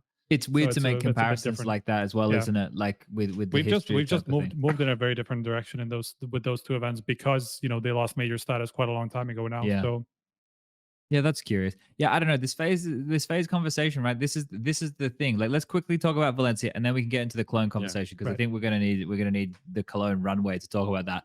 Okay, if you're not paying attention right now, right now, yeah, today, ESL Challenger Valencia, which is I believe at DreamHack Valencia, which is the festival side of things, is on right now. There are 8 teams in attendance. We've got Outside of Sprout, 00 Nation, and Furia. And on Group B, we've got Movistar Riders, MBR, Rare, Atom, and Hummer. Hummer was the team that got 16-0 today, but I would gladly let you know that they have now won 8 rounds. They are playing against Rare Atom, currently on Mirage in a best of 3 for elimination from Group B. If you want to check that out, you guys know where to find it. It's on HLTV. Click all the bloody links. 50 It's great grand. that Rare Atom actually, like, they already won. They actually got to travel to Europe. So True. achievement unlocked. They're Good out. on them. They did have a hard time with that with a lot of events, didn't they? That was a bit of a drama. I think they But- dropped like 3 events already this year. Jesus. Yeah, that really sucks. Okay. Well, hopefully this is they're moving in the right direction. But I think one of the key matchups here is, or key teams here, is Furia, who have already dropped the ball in the opener. Now, if you guys want to go to Gary's Twitter, or Gary, you can go check out like his tweet storm. It's in Portuguese. I don't speak Portuguese, but luckily Twitter has this fun feature where you can translate. And basically, he sent out like a bunch of tweets talking about like what the performance and everything like that, and kind of the way the game went. And then he's even been retweeting and replying to fans. So he's been getting a bit of the Brazilian experience as a Brazilian. So what happened? What is the gist of it? they lost their opening game. Yeah, okay. And people are they're talking about the map, and there's lots of bits and bobs in there about how Fury. Is there excuses? Did they get cheated on? What No, happened? no. There's no complaining. I think he's just going like, yeah, like, guys, this, we're here trying to win. It's not working just yet. That's kind of the gist of it. He's not out there making excuses or anything like that. He's just trying to talk to the fans who are upset that Furia lost the game to Sprout 16-10 on Inferno. Yeah. I mean, it's also the 9Z, the just before that, the two losses to 9Z at Roobet. That was kind of one of the big storylines of Roobet, if there was one really. Yep. That Furia just didn't even make it out of the group. So I think that's probably what he was more referring to, that like the last couple of tournaments, the last period hasn't really been going great for them. I was trying to the translations weren't particularly great, so I was trying to fill in the gaps of what was probably mistranslated, but that's kind of like the vibe that I got from it. Yeah. That's if anybody wants to go check that out. But Fury are the team coming into this event who I think most of us would say should be the ones in the grand final, if not winning the whole thing, right? They're the clear favorite. But winning would be a disappointment. Yeah. This year. And they've set themselves up for this by playing all these events into the run up to Cologne. I think they've actually really hurt themselves with this. I understand they probably want to get European reps in, but this is just tanking the team's confidence, if anything, right? Like, these type of losses can really, really compound and hurt. And I believe their match tomorrow is going to be against 00 Nation. Now, we referenced 00 Nation before. This is the Godsend call with Taco, Lato, and Dumao joining coldzera and Try. I think the rumor was it was just going to be coldzera, but they've kept Try, which makes sense because he's an AWPer, and we know with Godsend that everybody was AWPing, right? I know that they brought Henny in, that kind of changed that after a while, but before that, Dumao, Lato, Barton, Taco, everyone under the sun for that fucking team was AWPing at some point, I think, other than Phelps. But 00 Nation also lost their opening game. They lost to Outsiders 16-11. But I think it's going to be interesting to see how this team kind of starts to unfold, because it's the Taiko and coldzera being reunited.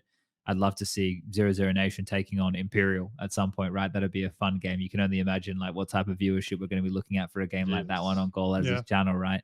But yeah, this event, it's another one of these pit stops here, which, because Fury are in the mix, it means it's 00 Nation Furia, by the way. Yeah, which is going to be wild. Right, there's fucking 4 Brazilian teams at this event. If Hummer win, it'll be Hummer versus MIBR. You have fucking tomorrow. You have 4 Brazilian teams all playing against each other. All for elimination. Yeah, crazy. Well, at least 2 teams will make it through, right? Like, we look at the bright side around here. To the decider.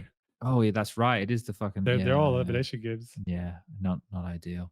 Definitely less than ideal. But yeah, look, this event, guys, I don't want to spend too much time talking about it. I think the only reason we are talking about it is because Fury is there. Yeah. Otherwise, it's. I mean, it's also, I feel like outsiders also kind of have something to prove that this team is actually legit and at least comparable to the old one, because so far we haven't really got that inclination. They played the conference and they were really confident there, but they didn't really play any good teams. And then they played at Roobet Cup and they didn't really have great results there. I'm Yeah. trying to remember who they played. I forgot it. They lost to Furia at Force. There you go. Oh yeah, the Force lost it. I remember. And so like this is obviously pretty far away from what we would expect from what used to be Virtus Pro. But since they got into new players, we just don't know if they're good enough, to be at the top tier, to be a top 10 team. So like this is kind of a chance for them to at least get some confidence going before they go into Cologne and then potentially have a good result there. Yeah, this team hasn't like done a lot to get me excited, right? Like I think No. maybe they'll be exciting. I don't know. This is just a wait and see type roster with them. I think. Is there anybody else here that we want to touch on? We have Sprout, Movistar, MIBR. I don't think we really want to talk about Hum. No. Alright, We'll fuck it. see if anything happens after the event, and then we take some like takeaways. Yeah, Yeah, Movistar okay. lost 3 rounds on the way to the playoffs, so that's one thing to say because they beat 16. Spanish that might be buff. our 16. Well, they're on home Dragonite soil, right? flag. Yeah. People are cheering. That's what it is. That's all it is. All right, let's jump into the Cologne chat. This is what everyone's here. This is why you're all here on a Friday night, sinking a couple bevies, listening to 3 clowns talk about Counter-Stricken. Now, Prof, we're going to start off here with N1 Bet. Nice one. The number 1 moment, the big moment. What is the moment? Oh, just a sec. Maybe you want to start fluffing Setting us this up up here for give us fluffing, a bit of this, fluffing. Absolutely appropriate usage of that term. Yeah, I mean, Cologne is coming up. We want to hype it up because we are all ESL shields here, and this is exactly the only reason why this podcast exists, is to prop up ESL products. That's only Therefore, me. That's only my addition. I think it expanded the definition recently, so we'll see. Essentially, stuff's happening. Cologne is a big event. Why is it a big event? Like, why is an event a big event? Like, why is there hype about an event that happens every year? I mean, because things happened there in previous years, right? There are certain moments, certain like achievements for teams, highlights that happened that kind of made it, oh fuck, this happened in Cologne, and therefore things happened before, and then it gets that fear of missing out moment. You want to be there to witness these things and be a part of them, right? And that's how I see at least Cologne. So for this one, we picked a couple of cool things that happened over the years in Cologne. So the first one being just 2015 when we got into the Lanxess for the first time, which was filling out an entire arena just for CS and for a major. It was pretty insane. It's not like we didn't have arenas before, but not in this scale and not only for CS, right? So this was a kind of a stepping stone moment for not just Cologne but for all events, and kind of building that cathedral of Counter-Strike narrative with the Lanxess. So that was kind of a cool thing. Yeah, it's an event. I think that especially people who are watching Counter-Strike in the early days, that's kind of when things started to get going, right? When you had events of this caliber, and it was raw. Like back then, it was very raw back then in 2015, right? And I think that's kind of was half the appeal. I think this. I wanted to say that like Cologne kind of gave, like, because of this 2015 Cologne especially, I think it started kind of like the arena trend. The arena I meta. would say. Exactly. I was trying to find the right word. The trend to kind of like go for arenas all the time, because like that was like the first standalone CS event that we had in an arena. Previously we had like the first Katowice major in 2014, but there was like League of Legends there and StarCraft there and whatever We were else there, sharing. we were sharing the stage even for a bit. Like we only had the final there in front of the actual or something like that. I don't remember exactly.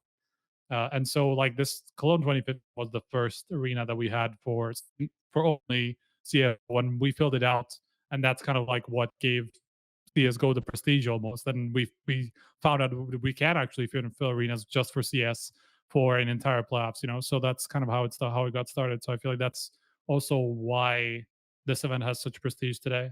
Yeah, I mean, that's one part of it. We have more things. Like a second Okay. part of it is just like the storylines that develop through these tournaments, right? The one that I picked was just Big's run in Cologne in 2018, That's which the one. was the Smuya it was a nice super underdog run from big all up to the grand finals. They beat FaZe, I think, in the semi. That was when Chroman was standing in. They didn't beat NAVI, but they made history in terms of like having a great run, having the crowd behind them, and in such a usually very like impartial crowd, but still supporting like NAVI when they won and everything. So it was a great moment. Like we had different crazy runs. There was the Liquid Grand Slam that happened the next year, I think. Year before that, 2017, that was the SK. That was SK victory, right? There are a lot of cool things that happened in Cologne over the years, but this is just one of them in terms of like the team storylines that developed. Before the Lanxess, there was also the NIP was also in Cologne 2014, their major. But that was when we were in the Gamescom thing, so it's kind of different. We had curtained off the area. Yeah, and then also the last part is actually the in-game stuff that happened. Like there are a bunch of crazy highlights. I think ESL put a nice video, like almost Diablo inspired, the other day. But I think everyone, when they think about the biggest Cologne highlight, what is it, Chad? What do you think is the biggest one that happened? The Olaf diffuse. No, come on. I can give you a tip, Chad. The simple cash. Simple cash. We never saw it live. Yeah, fair enough. Yeah, it's pretty gnarly. There's lots of good moments. Look, mate. Look, I'm not great at guessing games, nor am I writing questions. Are we playing the clip right here? Oh, I see. Okay, I see. It looks like Lucas has prepared some text to honor Prius here. Yeah. Look, man. I don't know what do you say about simple doing shit like that? This is I know we're walking down memory lane and all this kind of stuff, but you really, I should have actually known what it was going to be. Is you going to reveal the real one now, or no? That's it. You mean that's it? Titan? We're not going to play Renegades versus Titan on Mirage. Yeah, I mean that's right going to now. be played after the credits. Okay, all right. Fair enough. No, yeah, and repeated until Cologne goes live. Yeah, we're going to be playing that every day, guys, on this channel. I'll be here until Cologne goes live, narrating the action for everybody. So we'll go round by round. Yeah, all right. Look, I think this is nice. I think what Prof's done there is nice. It's kind of helped everybody understand what we're going into. It is a very prestigious event in the Counter-Strike calendar. It's something that people look forward to. The impartial crowd that was mentioned, obviously, other than that big final, but that's one of the things. This is an event that we've been able to go to time and time again, that we've been able to fill out time and time again with Counter-Strike fans. It's not fans of just one team. Right, we have fans from all around the world come to this location. Cologne's a great city. I've spent a lot of time there, and this is the end of the ad. Do I get paid now, Prof? Yeah. Yes. Okay, nice. Amazing location for sure. I think that's also lended a hand to the crowd for sure, because it's just so fucking accessible. Until the PGL major, I'd say universally the best like arena event to go through. But I feel like the last one, the Antwerp major, was fucking insane, and kind of way past my expectations. I would say better than the last couple of Colognes that I went to, but Colognes were also great. The only thing I didn't like about that Antwerp venue was it was an old venue, and there wasn't like a lot of like boxes and that kind of stuff. It was all very like, but other than that, that's me just saying princess VIP treatment. Not a lot of boxes. I wanted a nice little room with my name on it. I wanted, because we did a Cologne one year. I think this is when I was still playing. They had it set up that there was like a box that you could go and watch the game in while getting a massage. Whoa. Like no joke. Yeah, no joke. Like a full lay down on the bed type fucking massage, not just like a shoulder one. After you lay down, how do you watch the game? Well, you lay on the bed. You're on your. I can't really show you right now, Prof. But maybe we can. I'll take a picture for you later. Chin on the thing, and yeah, have a little bit of a gaze on down. Sounds pretty good, yeah. I never got a massage there. I should have, but that's besides the point. Why are we talking about this? He's hyping it up so much that he says I never actually had it. No, I never got one. I don't know, but this chair I'm sitting on sucks so much. I want the massage even more right now. So. There you go. All right, let's get into talking about it. So Prof doesn't have to sit on that chair for too much longer. All right, let's get into the event. All right, so let's give you all the particulars. This is the first time since 2019 that we will be back in the Lanxess. Here's a fun one for all of you. Last year, I worked IEM Cologne. The first time the event was called IEM Cologne from Katowice, Poland. This time round, I'll actually get to be in the country at the venue where it's going to be going on. So this is very exciting for me. I am over the moon. I think Harry and Hugo did it literally from home, and me and Alex flew out to Katowice and did the event from Katowice. And dude, some of the stories that I could tell about the madness, like I won't say too much stuff because some of it's to do with like Alex, and he might not want me talking about his personal stuff. But like, anyway, don't get me fucking started. It was a year ago. We've forgotten about that time. All right, let's talk about the play-ins. Some of us have. 24 teams. All right, guys. You got the play-ins, you got the group, you got the playoffs, you got all that good stuff right here. Now, oh, lovely. There it is. Thank you very much, Lucas. Now, these are the teams who will be participating in the play-ins: Vitality, Heroic, Spirit, Big, Astralis, Outsiders, Imperial, Mouse, Movistar, Riders, MIBR, Pain, 00 Nation, Complexity, Sprout, Order, and Tai Lu. Now, they're going to be going head-to-head in a double elimination bracket. We want to be getting 8 of these teams to join the 8 teams who are currently waiting in the main event. Now, the teams who are waiting in the main event, we may as well go through this step at a time, are as follows: FaZe, NAVI, ENCE, Cloud9, G2, Furia, NIP, and Liquid. Okay? So let's stick in with the play-ins. Lucas, if you can bring up the bracket of the play-ins, right? Because this is where it's probably... Maybe we should just mention the biggest names that aren't there. Okay, yeah. Who are we missing? OG was definitely the biggest one, right? Yep. Who's the next? Fours isn't there, right? No. So Fours is the next highest ranked. Okay. I imagine that's kind of like the 2 biggest names that we'd kind of maybe hope to see there. There's like, teams like Entropic. Also that somebody we would have seen maybe like a year ago. True. Yeah. So just especially OG, obviously that's the big one. Just a couple of names. Yeah, so we have almost everybody. Just a couple of names just missing out here, really. Maybe, yeah. Fnatic, EG, all 3 teams. Fnatic will be... Yeah, this is the thing. I would say by what should happen with... Dude, Fnatic played in this Repub, whatever the fuck it is. Republic, yeah. They were invited to the semi-final. Are we getting out of control now? You're getting invited to the semi-final of an event now. What the fuck? You only have to play 2 games to win. They actually get invited to the semi-final. I'm pretty sure, unless they always did like quarterfinals and like some of these events, but I don't remember if this was semi or not. Maybe I've misdiagnosed the situation. They played like 5 matches, bro. Did they? Yeah.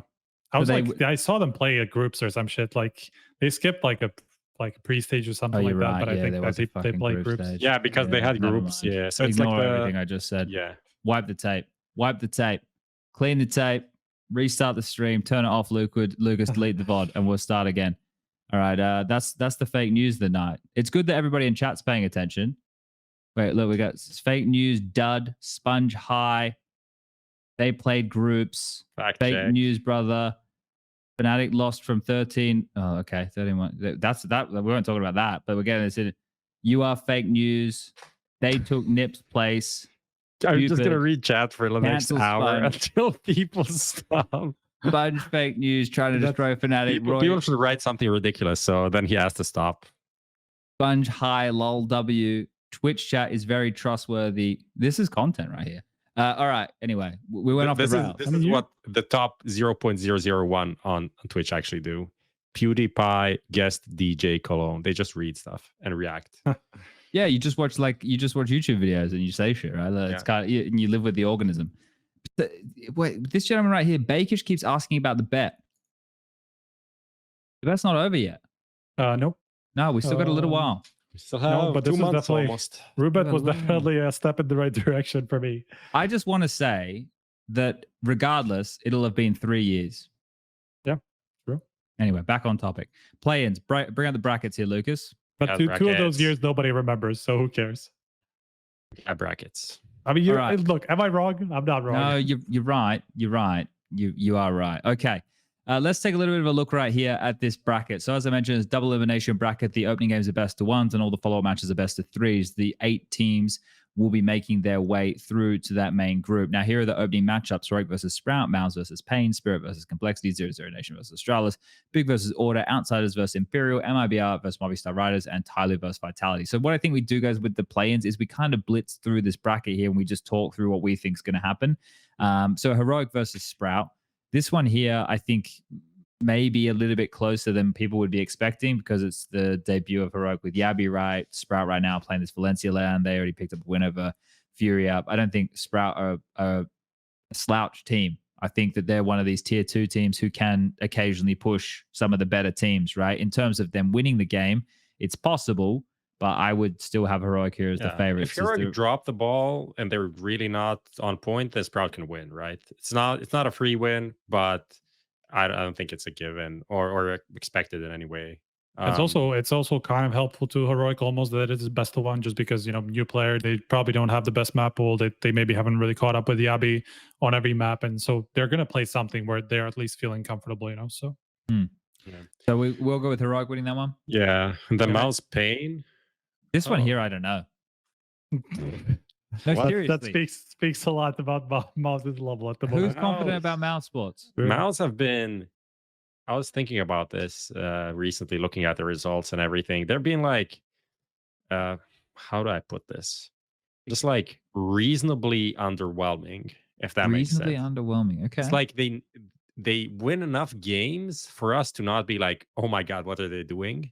Like, please disband, but never actually doing anything. Does that make sense? I get it. Like they aren't like complexity, like 11 match lose streak or something. Like they win every third game, not enough to get to the playoffs, enough to like not lose to any like super shit teams, and then play close in these decider games and be like, almost. We'll get them next time, boys. And that's been happening for like 3 months now, since Katowice, essentially.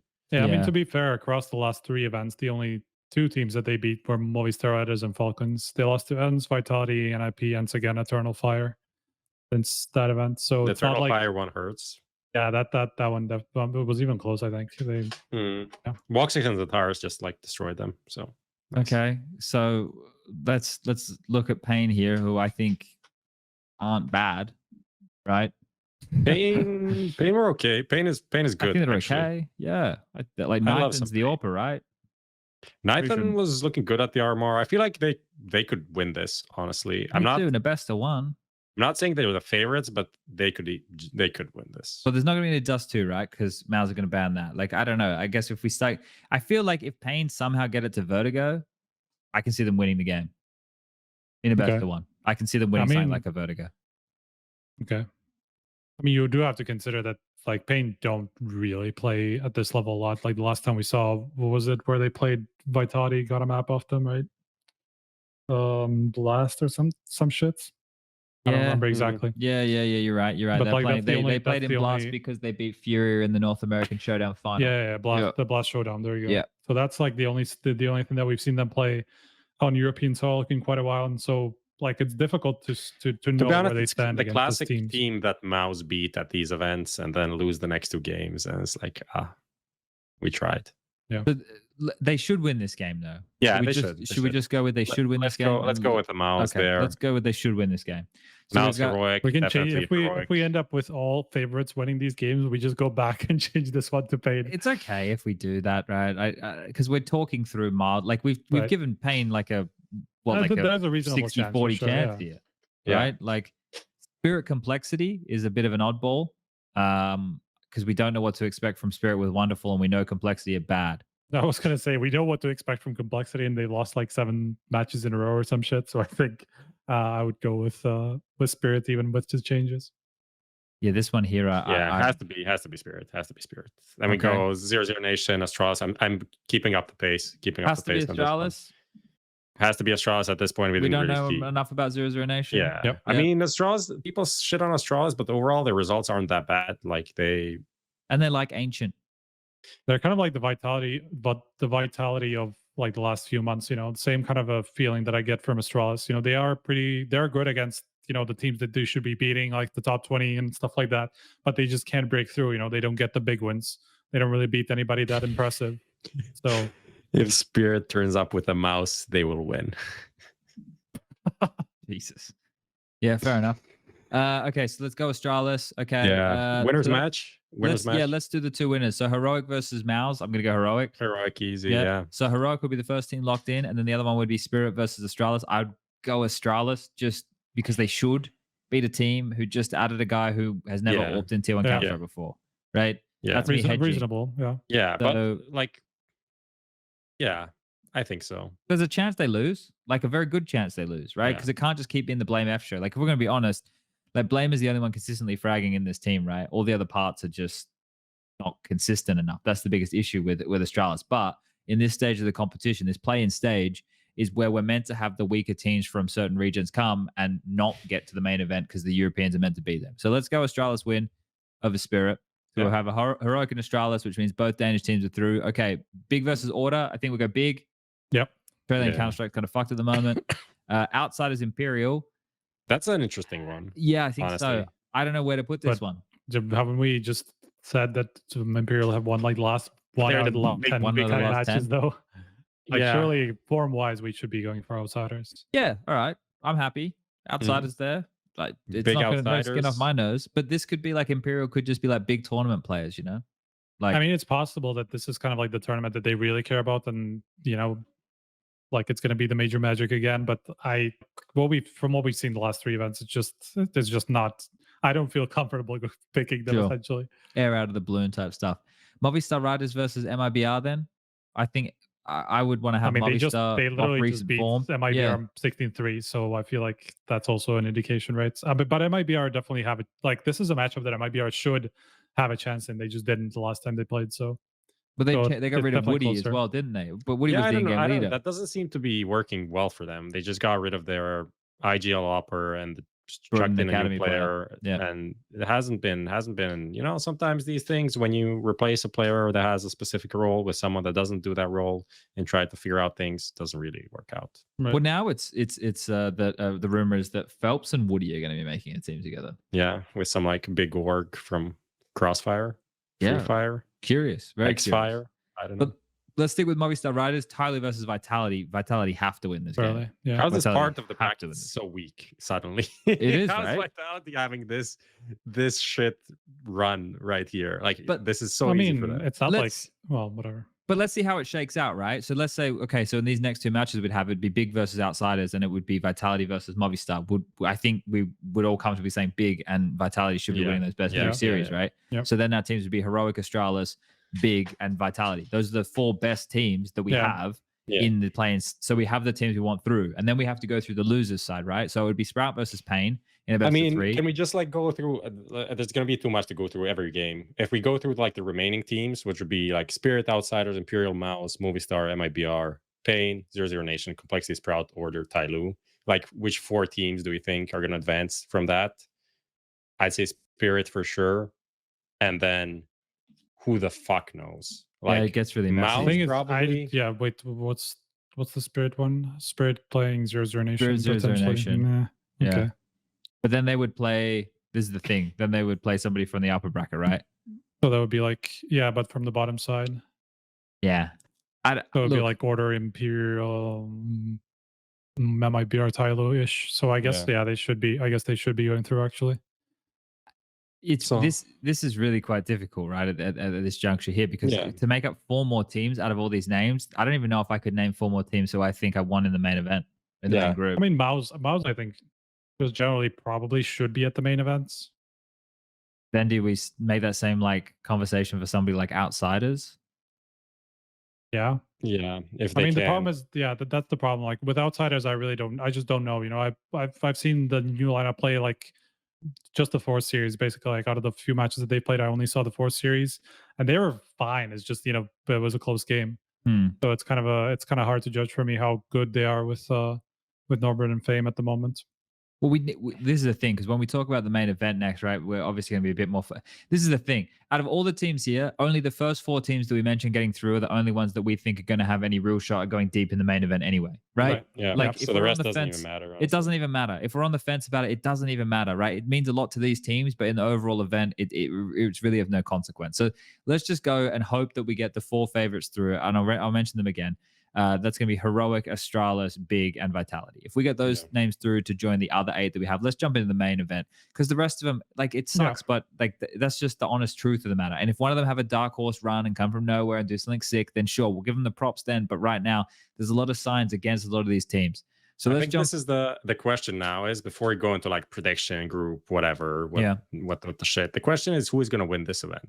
I think that's the question we need to talk about, and like maybe we pick some teams and try to find an angle why someone could or couldn't win it actually. Okay. Well, let's just start with the favorites then, right? Because FaZe are the favorites. Let's just start there. So FaZe go in being the team of one Katowice Pro League and the major, right? The only other big one that they didn't win this year, you would probably say, is Lisbon, Yeah. right? I mean, in Dallas, maybe, but like there was some caveats there for sure. Yeah. yeah. So this is right now the world number one team, the reigning major champion. Now the angle for them would be if they wanted to make history of their own, they could be the first team in a calendar year to win Katowice, Cologne, and a major. Right, that could be a possibility for them here within a year. Yeah. And a way to keep the conversation about them still being the best team in the world. Because if they end up losing here to one of their closer rivals, an NAVI and ENCE, Cloud9, somebody like that, then the conversation kind of gets strung wide open, and then we end up in a place where we don't feel like we have like a king sitting on the throne, right? But you would say that FaZe going into this are the favorites, and that would be the way that everyone's looking at them. So for them to make an angle for them, it's pretty easy. They're the best team in the world, right? And would they be more motivated now by being back in this environment, big stage, big event, et cetera, et cetera? All the focus should be there, all that jazz, right? That's the most simple outlook you could have for FaZe. Are there any angles here with FaZe that we might be missing? But do we think they'll do it? Well, that's we the actually thing, think- right? Are we setting storylines of why teams could win, or are we talking about are they gonna Either win? or? But for me, I think the interesting angle would be like, are they actually capable of doing it after the struggles and with other teams kind of gaining form in some way or the other? Like ENCE has been a team that had an upper hand in some of these matchups. So I think they didn't play in Blast, right? ENCE was eliminated early. Yep. But like that is a team that could be difficult. NAVI is showing good form. Like Cloud9 beat them now. I feel like there's to win Cologne, they'll have to like take down some of these thorns in their sides essentially, and a couple of them. So it could be more difficult than people try to put out there. I don't think they're it's just like before the majors. Well, they're not that big of a favorite, blah blah. But I do believe that they're not that big of a favorite. But like Striker, for this, do you think like they're a clear favorite? Do you think that I think they're because they're the favorite? I mean, considering how many teams we can see beating them in a single series, or in a single match, like I feel like it, like they are the biggest favorite of the tournament. Yes, technically, but there's a lot of teams on a very similar level. I would say that they're pretty damn close to each other. Obviously, NAVI being kind of like probably a second one, especially after Lisbon. But then again, it's just one event that we've seen them play at with Electronic as the IGL and as DY. So it's not a lot of sample size, and it could be just that they just don't look as good as in Lisbon. And obviously, there's a lot more teams here, and pretty much all the big ones. So they're just going to be way more tested than they were in Lisbon. And then you have like the Cloud9s and ENCEs and like G2s who are kind of like maybe not Cloud9. I would probably put Cloud9 above ENCE and G2 just because of the Dallas win. But like there's a lot of teams that we definitely can see FaZe losing to, because we have seen them lose a lot of these series, to some of these teams that to even like a big that we wouldn't necessarily expect them, especially knowing the form that they can have. So favorites, yes, but just because they are the best team at the event, but not by a long shot.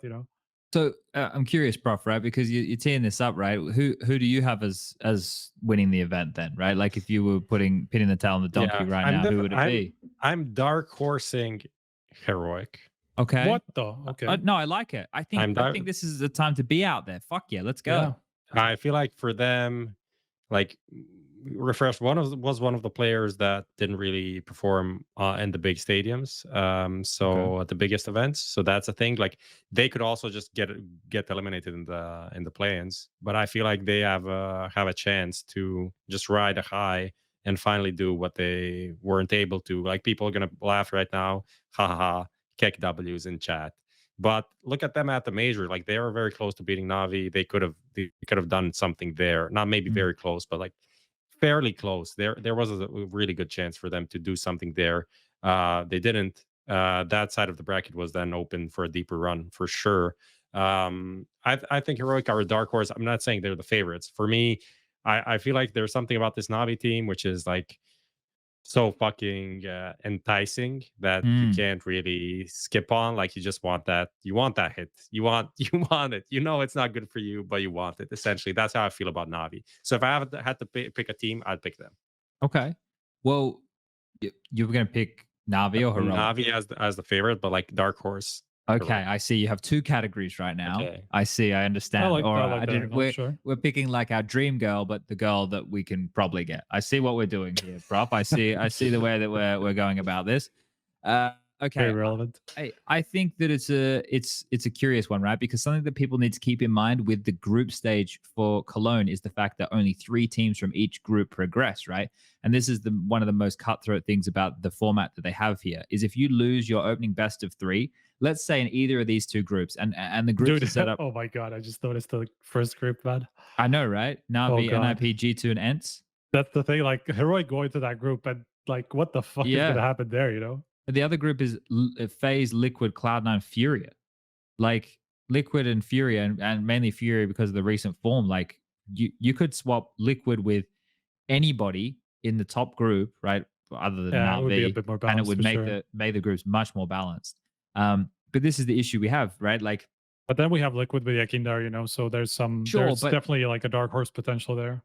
but we don't. That's the thing. You've got Furia and you've got Liquid, right? Yeah, and, right. and Furia, Yeah. because of recent form, have dropped off a little bit in terms of like how far we think they're going to go. If we think that FaZe and Cloud, like that group, the Group B, like I personally hope that Heroic and Vitality end up in that Group B, right? Okay. You know, it's just Yeah. so it looks a little Balance bit more out stuff, stacked. Sure. Yeah.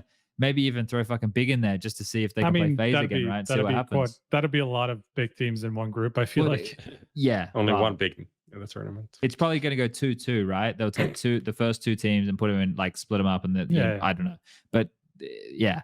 Regardless, some of these groups are going to be really stacked. And the other thing is, if you lose this opening best of 3, only one of the teams can come through that lower bracket, right? So these opening games are actually really important, and this is one of the issues. We don't know who those teams are going to be. So it's difficult right now to make because you mentioned the thorns in the side just there to FaZe. What if they get matched against Big in the opening game, right? And they, like that's a possibility here. And maybe they get off to a slow start. So that's some things that we will have to keep in mind here with this format going into the event. But I similarly to you, I have like a dark horse, right? I think NIP, like we haven't seen NIP with Hamper since the major because he was out with COVID for back-to-back events, and right? then chilling, yeah. Yeah, he didn't go to the Dubai event, and they had ZTR stand in and they won. I feel like obviously still one of the biggest things that NIP are trying to sell the world on is S-Tag on the AWP. Even though he had that one good overpass game, that's still something that people you laugh, right? But he did have a good, like if he can work out how to replicate even a little bit of that, right? And they've had time to do so now. They've had a long lead in since the major. Hamper's had some time off. I know he's in his fucking lab cooking some stuff up, some crazy ideas with DJL and fucking Threat on the blower. Like, I think that NIP are one of these teams that they just continuously get overlooked, and they continuously have these runs where it's like, oh, they are actually good, and they play a good brand of Counter-Strike and have good strategies. And now that we're not all hung up on his device coming back, we're kind of all over that now. Brolin's in the mix. Rez is sick. Like Plopsky looking like he has better form. Hampus has been one of the strongest in-game leaders in, I would say, the last year, right? Hampus is consistently fragging as an in-game leader. That's only dipped off for a little bit there, I think. So NIP would be my dark horse version, like you did with Heroic there, Prof. And the thing is, I'd have to be boring as well, right? This thing about NAVI, I'm buying in. I'm buying shares. I'm fucking going all in. I'm thinking Boomich is out. SDY's there. As long as he's just not fucking dying all the time, the boys will get it done. Blade's the mastermind. Don't worry about in-game leaders anymore. We're in God coach meta. Like, I'm just excited for that because I don't want Navi to look. I don't want us to have like Astralis eras unless someone's just going to be fucking some type of crazy amazing. I want to have a pretty competitive scene, right? I think that could, and I would really like it if we could have like this weird Counter-Strike maps where Navi can beat everybody else, but they lose to, I don't know, fucking FaZe, for example. Yeah, and then like FaZe struggle against these guys and these guys, but these, that would be really quite fun because then when we're matchmaking and we're looking at how brackets shake out, it becomes much more important. The last couple of years, it's been, oh, is Astralis in the event? Okay, well, I guess the event's over then, right? Like, it was only a couple of matchups you even really fucking cared about. But imagine if we can get to a point where that does matter. Anyway, I'm waffling on about something that isn't pertinent to the event. So Navi's your favorite, basically. Yeah. What do you say? Dewey or to Striker? I mean, I just for the sake of the bet, I have to say FaZe is the favorites. I do think I actually don't. I don't know what to think about FaZe, man. I still have my doubts, especially because recently I've noticed that for a team that has this much talent, they really rely on Brokey being on or not, basically. Because when Okay. Brokey's not on, they very rarely win when Brokey's not on, basically, especially in these last couple of events. Like I've kind of looked through, I haven't really backed it up with stats particularly, but I've looked through some of the key losses and stuff like that, and a lot of them are just basically, Brokey's just not on. They just do rely on the Opera a lot, apparently. So especially in these recent times. So that's what concerns me a little bit, because like if they're this reliant on one player, and again, like this is obviously kind of like a subjective feeling as well, not necessarily super backed by the numbers, but looking through it, it seems like there's a correlation for sure. And so that's a concern for me, because Brokey's not, like, as much as we were praising Brokey a lot early on in the year, he has shown some inconsistency, especially in the last couple of months, and that feels like it's leading to FaZe not being at the same level as they were at the start of the year, and so that's my biggest concern when it comes to them.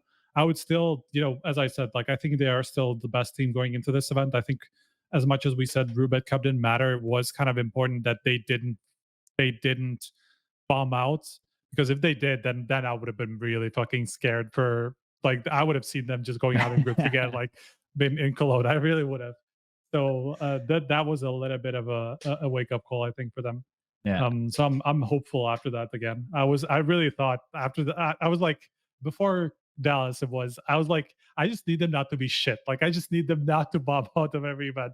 And then they go top 4 at Dallas and they bomb out of Lisbon. And now, they got back a little bit on their feet at Roobet. So I'm kind of hoping that that's going to continue in Cologne. They've recovered a little bit. Do you have a dark horse though? Dark horse, I'm going to say Liquid, actually. I have belief in the YEKINDAR. Okay, I could have gone with Cloud9. I would, you could have had me, but that's not a dark horse. Liquid. That like I'm picking out of the favorites to win, and then dark horse I really want to go. Is Heroic a dark horse then? Yeah, by your 100%. category? Yeah, 100%. Because they are coming in with a change. They haven't really been in tournament winning form. It's not Cloud9 who just won a big event. Cloud9 are basically among the favorites, because they are the one of the last 2 teams who won a big event. So obviously, that puts them in that category, but with not the Heroic. easiest side of the bracket, right? How far can Cloud9 go? Look, I would definitely think Cloud9, NAVI, and FaZe are the 3 biggest favorites, I think, without a question. Because they have shown that they can win tournaments, all of them, in recent times. ENCE are higher ranked, but we haven't seen them in title winning form. They haven't really gotten even close to actually winning a tournament. Every time they got close, they just kind of bombed out in the final, right? So that's kind of how I'm feeling about ENCE. They just haven't shown that they can go all the way, while the other 3 teams obviously have. And then you have like a G2 who's like an eternal dark horse. It feels like they always can, put up some really big wins and they can go deep, but they haven't really won anything in a long time as well. And then you have the rest, I would say, is kind of like the underdog territory. When you start looking at NIP, Heroic, Big, maybe, then Liquid, some of these teams that are a little bit further down the line. I think that's who you would consider underdogs, or like dark horses more like for a deep run. I just want to pick Liquid just because I really like the YEKINDAR stand-in situation. We're calling it, or some people are starting to call it, the stand-in meta.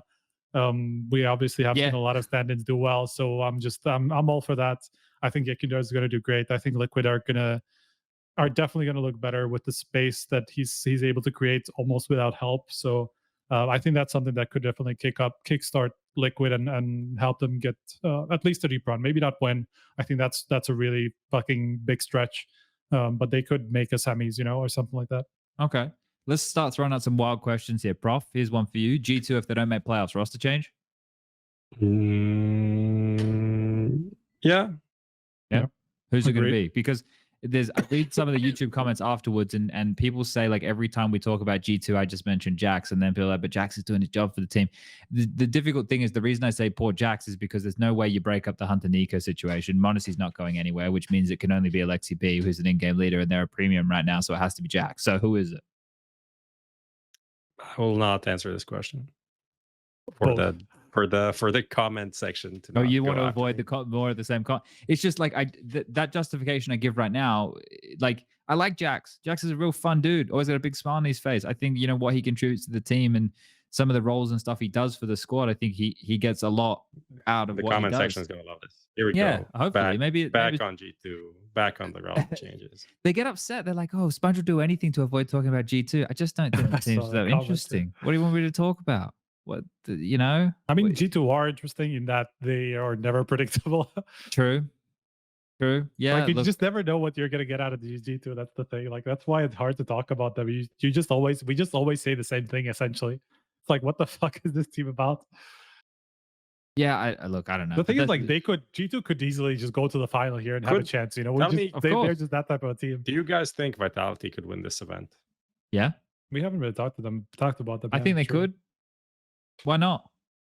Right? I was thinking I- about them today. Like, I think Okay. there's like 6 or 7 teams who could win it this could event. happen. It could. It's not impossible. Like, I don't think it will, but it's if we got them in the playoffs and they win their first game, like, you know, Zywo goes fucking nuts. Dupree's could happen. there. Magisk is yelling. You love it when Magisk is yelling. Everyone remembers Magisk yelling. Everyone's seen it. But this is the thing. I honestly think this event is wide open.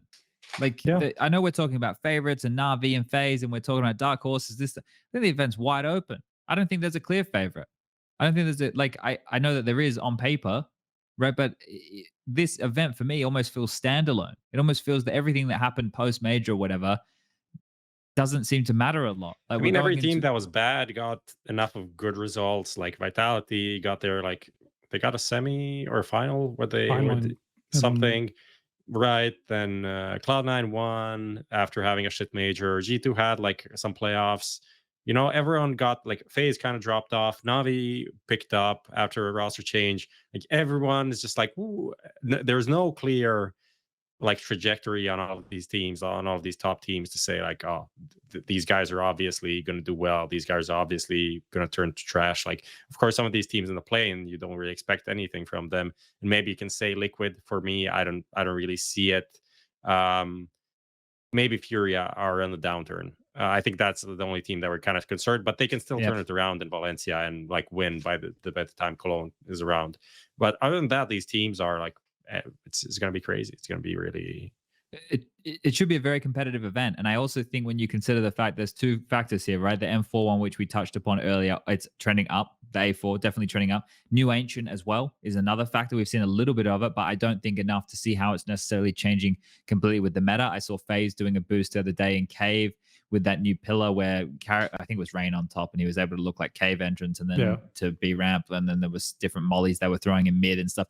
Just some little changes, but I think that, you know, those couple of factors right there are also going to change the way that the game plays at this event here. So I think that we're going to have an extremely competitive event, and I think that it's a lot harder to call than what people think. Like, I agree exactly with what you said, Prof. A lot of teams are trending up. A lot of teams are in like a honeymoon period or a good grace period, or but also a lot of teams are teetering at the same time. Like even G2 and Vitality getting some good wins at Blast just a couple of weeks ago. I would say that both Vitality and G2 would be considering roster changes if they don't make the playoffs, right? Like that's something that I think is likely with those 2 teams.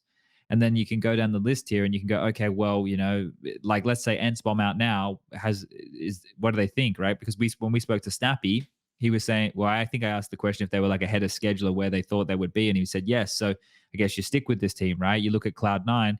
What point do they get into this CIS shuffle, right? Do the Russians want to mix things up? There's a lot of questions, the banking on Cologne, because this is what people need to keep in mind. Once Cologne ends, we go into a month-long player break. We come out of the player break straight into Blast, straight into Pro League, straight into the RMRs, a week and a bit off in the major. That's what's going to happen. That is what is going to happen. If you wanted to make a change, right, coming out of the player break, you would still have enough of a runway to get yourself ready for the major. You would have the 2.5 weeks while Blast is on. You would have the 5 weeks of Pro League that you may or may not be playing in for all of it. And then you would have the RMRs. So you would have more than enough of a runway to make the change, integrate a player, and be ready to go by the time that the second major of the year rolls around. So I think if teams wanted to be aggressive about making changes in that time, it would be the time to do it, as opposed to post Rio, and then we move into the November, we don't move into the December with the nothing events again, and then Blast will be finding themselves in the same situation that we're talking about now with Cologne with the World Finals, where it's like, yeah, we're going into the break. These, you know, it's still an important event. It's still a big event. It's still an event that we're going to get excited about and we're going to watch. But then we're going to have all these same kind of bits and bobs floating around in the storylines here. So I think that it's like Astralis, for example. If Astralis have a piss poor showing, is this team done? Like, does this roster have to change? There's so many questions like that. And I just don't know. Like, I feel like we could be in for some really big changes after Cologne. Yeah, Anyone else feeling that? Yeah, it almost feels like it could be kind of like a hangover from like all the changes that we saw at the start of the year, because a lot of them haven't really come to fruition. If you think about it, if you think about Vitality, obviously, they just had the final appearance in Lisbon, but that's pretty much like the best that we've seen out of them. And there's not a good enough indication that they can replicate that immediately in Cologne, And then you have Astralis, who obviously changed up quite a lot and still haven't really found the winning formula either. G2, same thing. That was a team that was meant to be built for success, but they haven't really proven that in any way, at least not consistently. And so, like, there's a lot of these big teams that made changes at the start of the year to know without it bearing any fruits. Obviously, Heroic already have gone through theirs and stuff like that after not winning anything for a bit. So you're right. I think it is a bit of it is an awkward period for a lot of the teams, especially a lot of the ones that we know can be good, but haven't really shown it a lot. Yeah. Well, I think we're in a position now, boys, where what do we want to do here to round off Cologne? Because it kind of feels a bit lame to leave it and be like, yeah, anybody can win. Like that's obviously not the tone of this here. The tone should be going into Cologne, the final event of the season, capping off the first half of 2022 with an ultra competitive event where it's wide open, 7 to 8 teams from around the globe going toe to toe for the title to lift that trophy.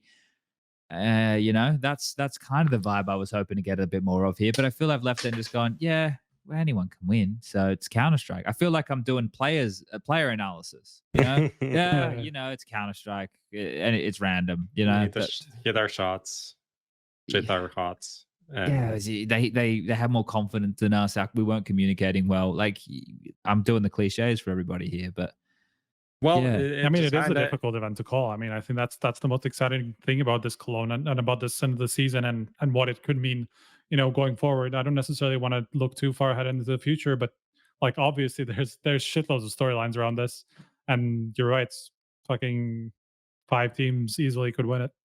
Yeah. All right. Well, do we want to leave it there? Yeah, I think sense. I think that's it. I think one thing to mention is like kind of going back to the hype up for Cologne. It's going to be interesting to see how the arena is. It's always going to be kind of a show off product, not for ESL only, but for CS as a game. If it's like a big crowd and we have some like big moments, especially like highlight moments that are going to be making rounds around the internets and the Twitters and the YouTubes, right? Yeah. So stuff like that hopefully is going to happen, right? And maybe then we have like one more big, really cool storyline. We had the Spirit one at the major. Maybe there's another underdog that can make that kind of a run. Maybe it is big again, doing shit on home soil, even with a stand-in, right? So just keeping an eye out on this and seeing how the event develops, because it is a 2-week event. There's going to be a shit ton to happen as we start rolling right from the play-ins into the main stage. Yeah, it starts next Tuesday for everybody who's uninitiated. I think most of the travel will be going down on Sunday for the play-in teams. Then Monday will be like media and stuff. Tuesday will be first event day. Wednesday will be end of the play-ins, and then we'll have the rest of the group stage Thursday, Friday, Saturday, Sunday. And then there's a big beefy 4-day hiatus, which I think is being fixed for the future. Is it going to be a big hiatus? I think it's kind of drawn out this time, or am I crazy? Or I don't know. 4 days, right? Is there let me see, the Saturday, Sunday? Yeah. They're actually is. And then into I thought they were gonna draw it out a bit with like less double games and I think that's for the future, right? That was the idea where they were gonna move like the group stage an extra day, or something, and they were gonna give an extra day to the group stage. I think. It's 4 days break from Monday to Thursday. Friday, Saturday, Sunday is where we get back into the arena. And then 6 teams. On Thursday, we should have our live show. We're just like finalizing the details. There are some difficulties, but we managed to figure it out. I don't know if I want to name drop the place. I think it's better to leave that until the final announcement. Okay. Everything should be cool. Should be like a similar vibe in terms of the size. Maybe a bit of nicer production.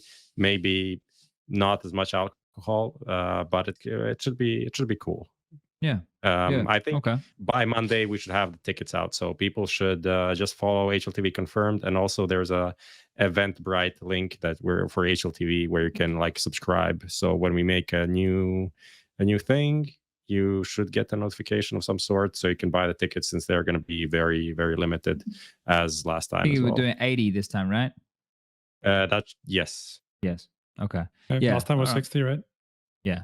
Yes. But I've had a lot of people, like I've been doing a bit of streaming this week, and a lot of people keep asking. They're very, very keen same. to get tickets, right? So I guess Same. keep an eye out for Monday, follow the social medias, and hopefully we can get you that information ASAP so that you can get your tickets and you can come to HLTV Confirmed live second show, live from Cologne. Boys, it's been 2 hours. Yeah.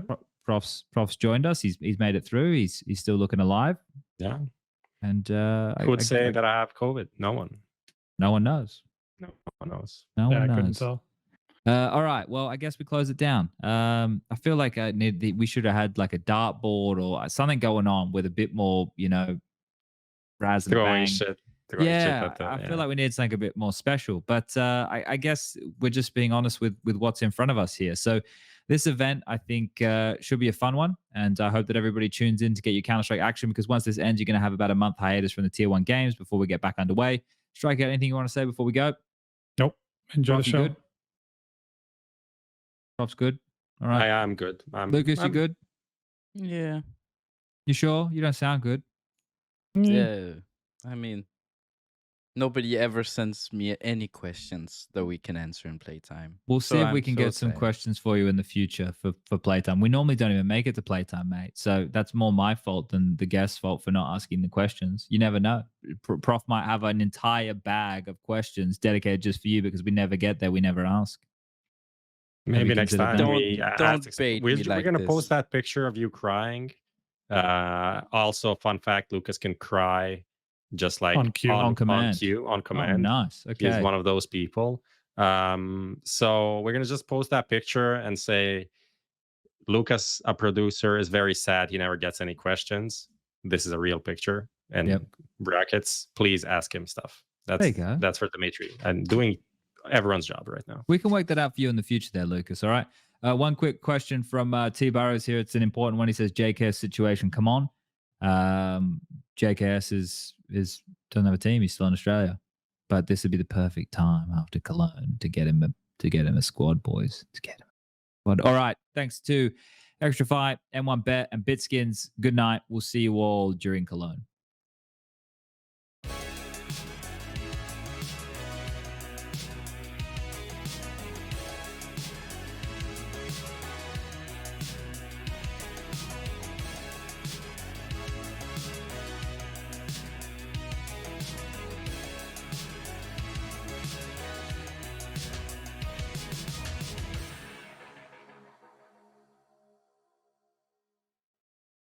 Add some fun to your space with Xtrfy, designed in Sweden with focus on quality products built on experience. You're looking at Project 4, their 4th generation of products with super cool colorways to stand out, with matching sets to satisfy with a solid B4 bungee, lightweight ergonomic M4 mouse, the K4 keyboard is fantastic, all of which are performance focused, and finish it off with colorful GP4 mouse mats that are bold in design and smooth on the surface. The retro theme in particular has got the feels. Complete your setup with Xtrfy. No regrets, guaranteed.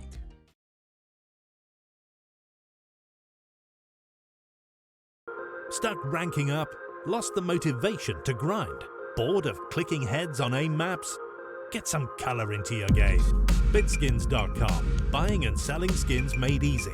Tons of payment methods and instant cash outs. Just choose your dream skins, select your preferred payment method, and start grinding again.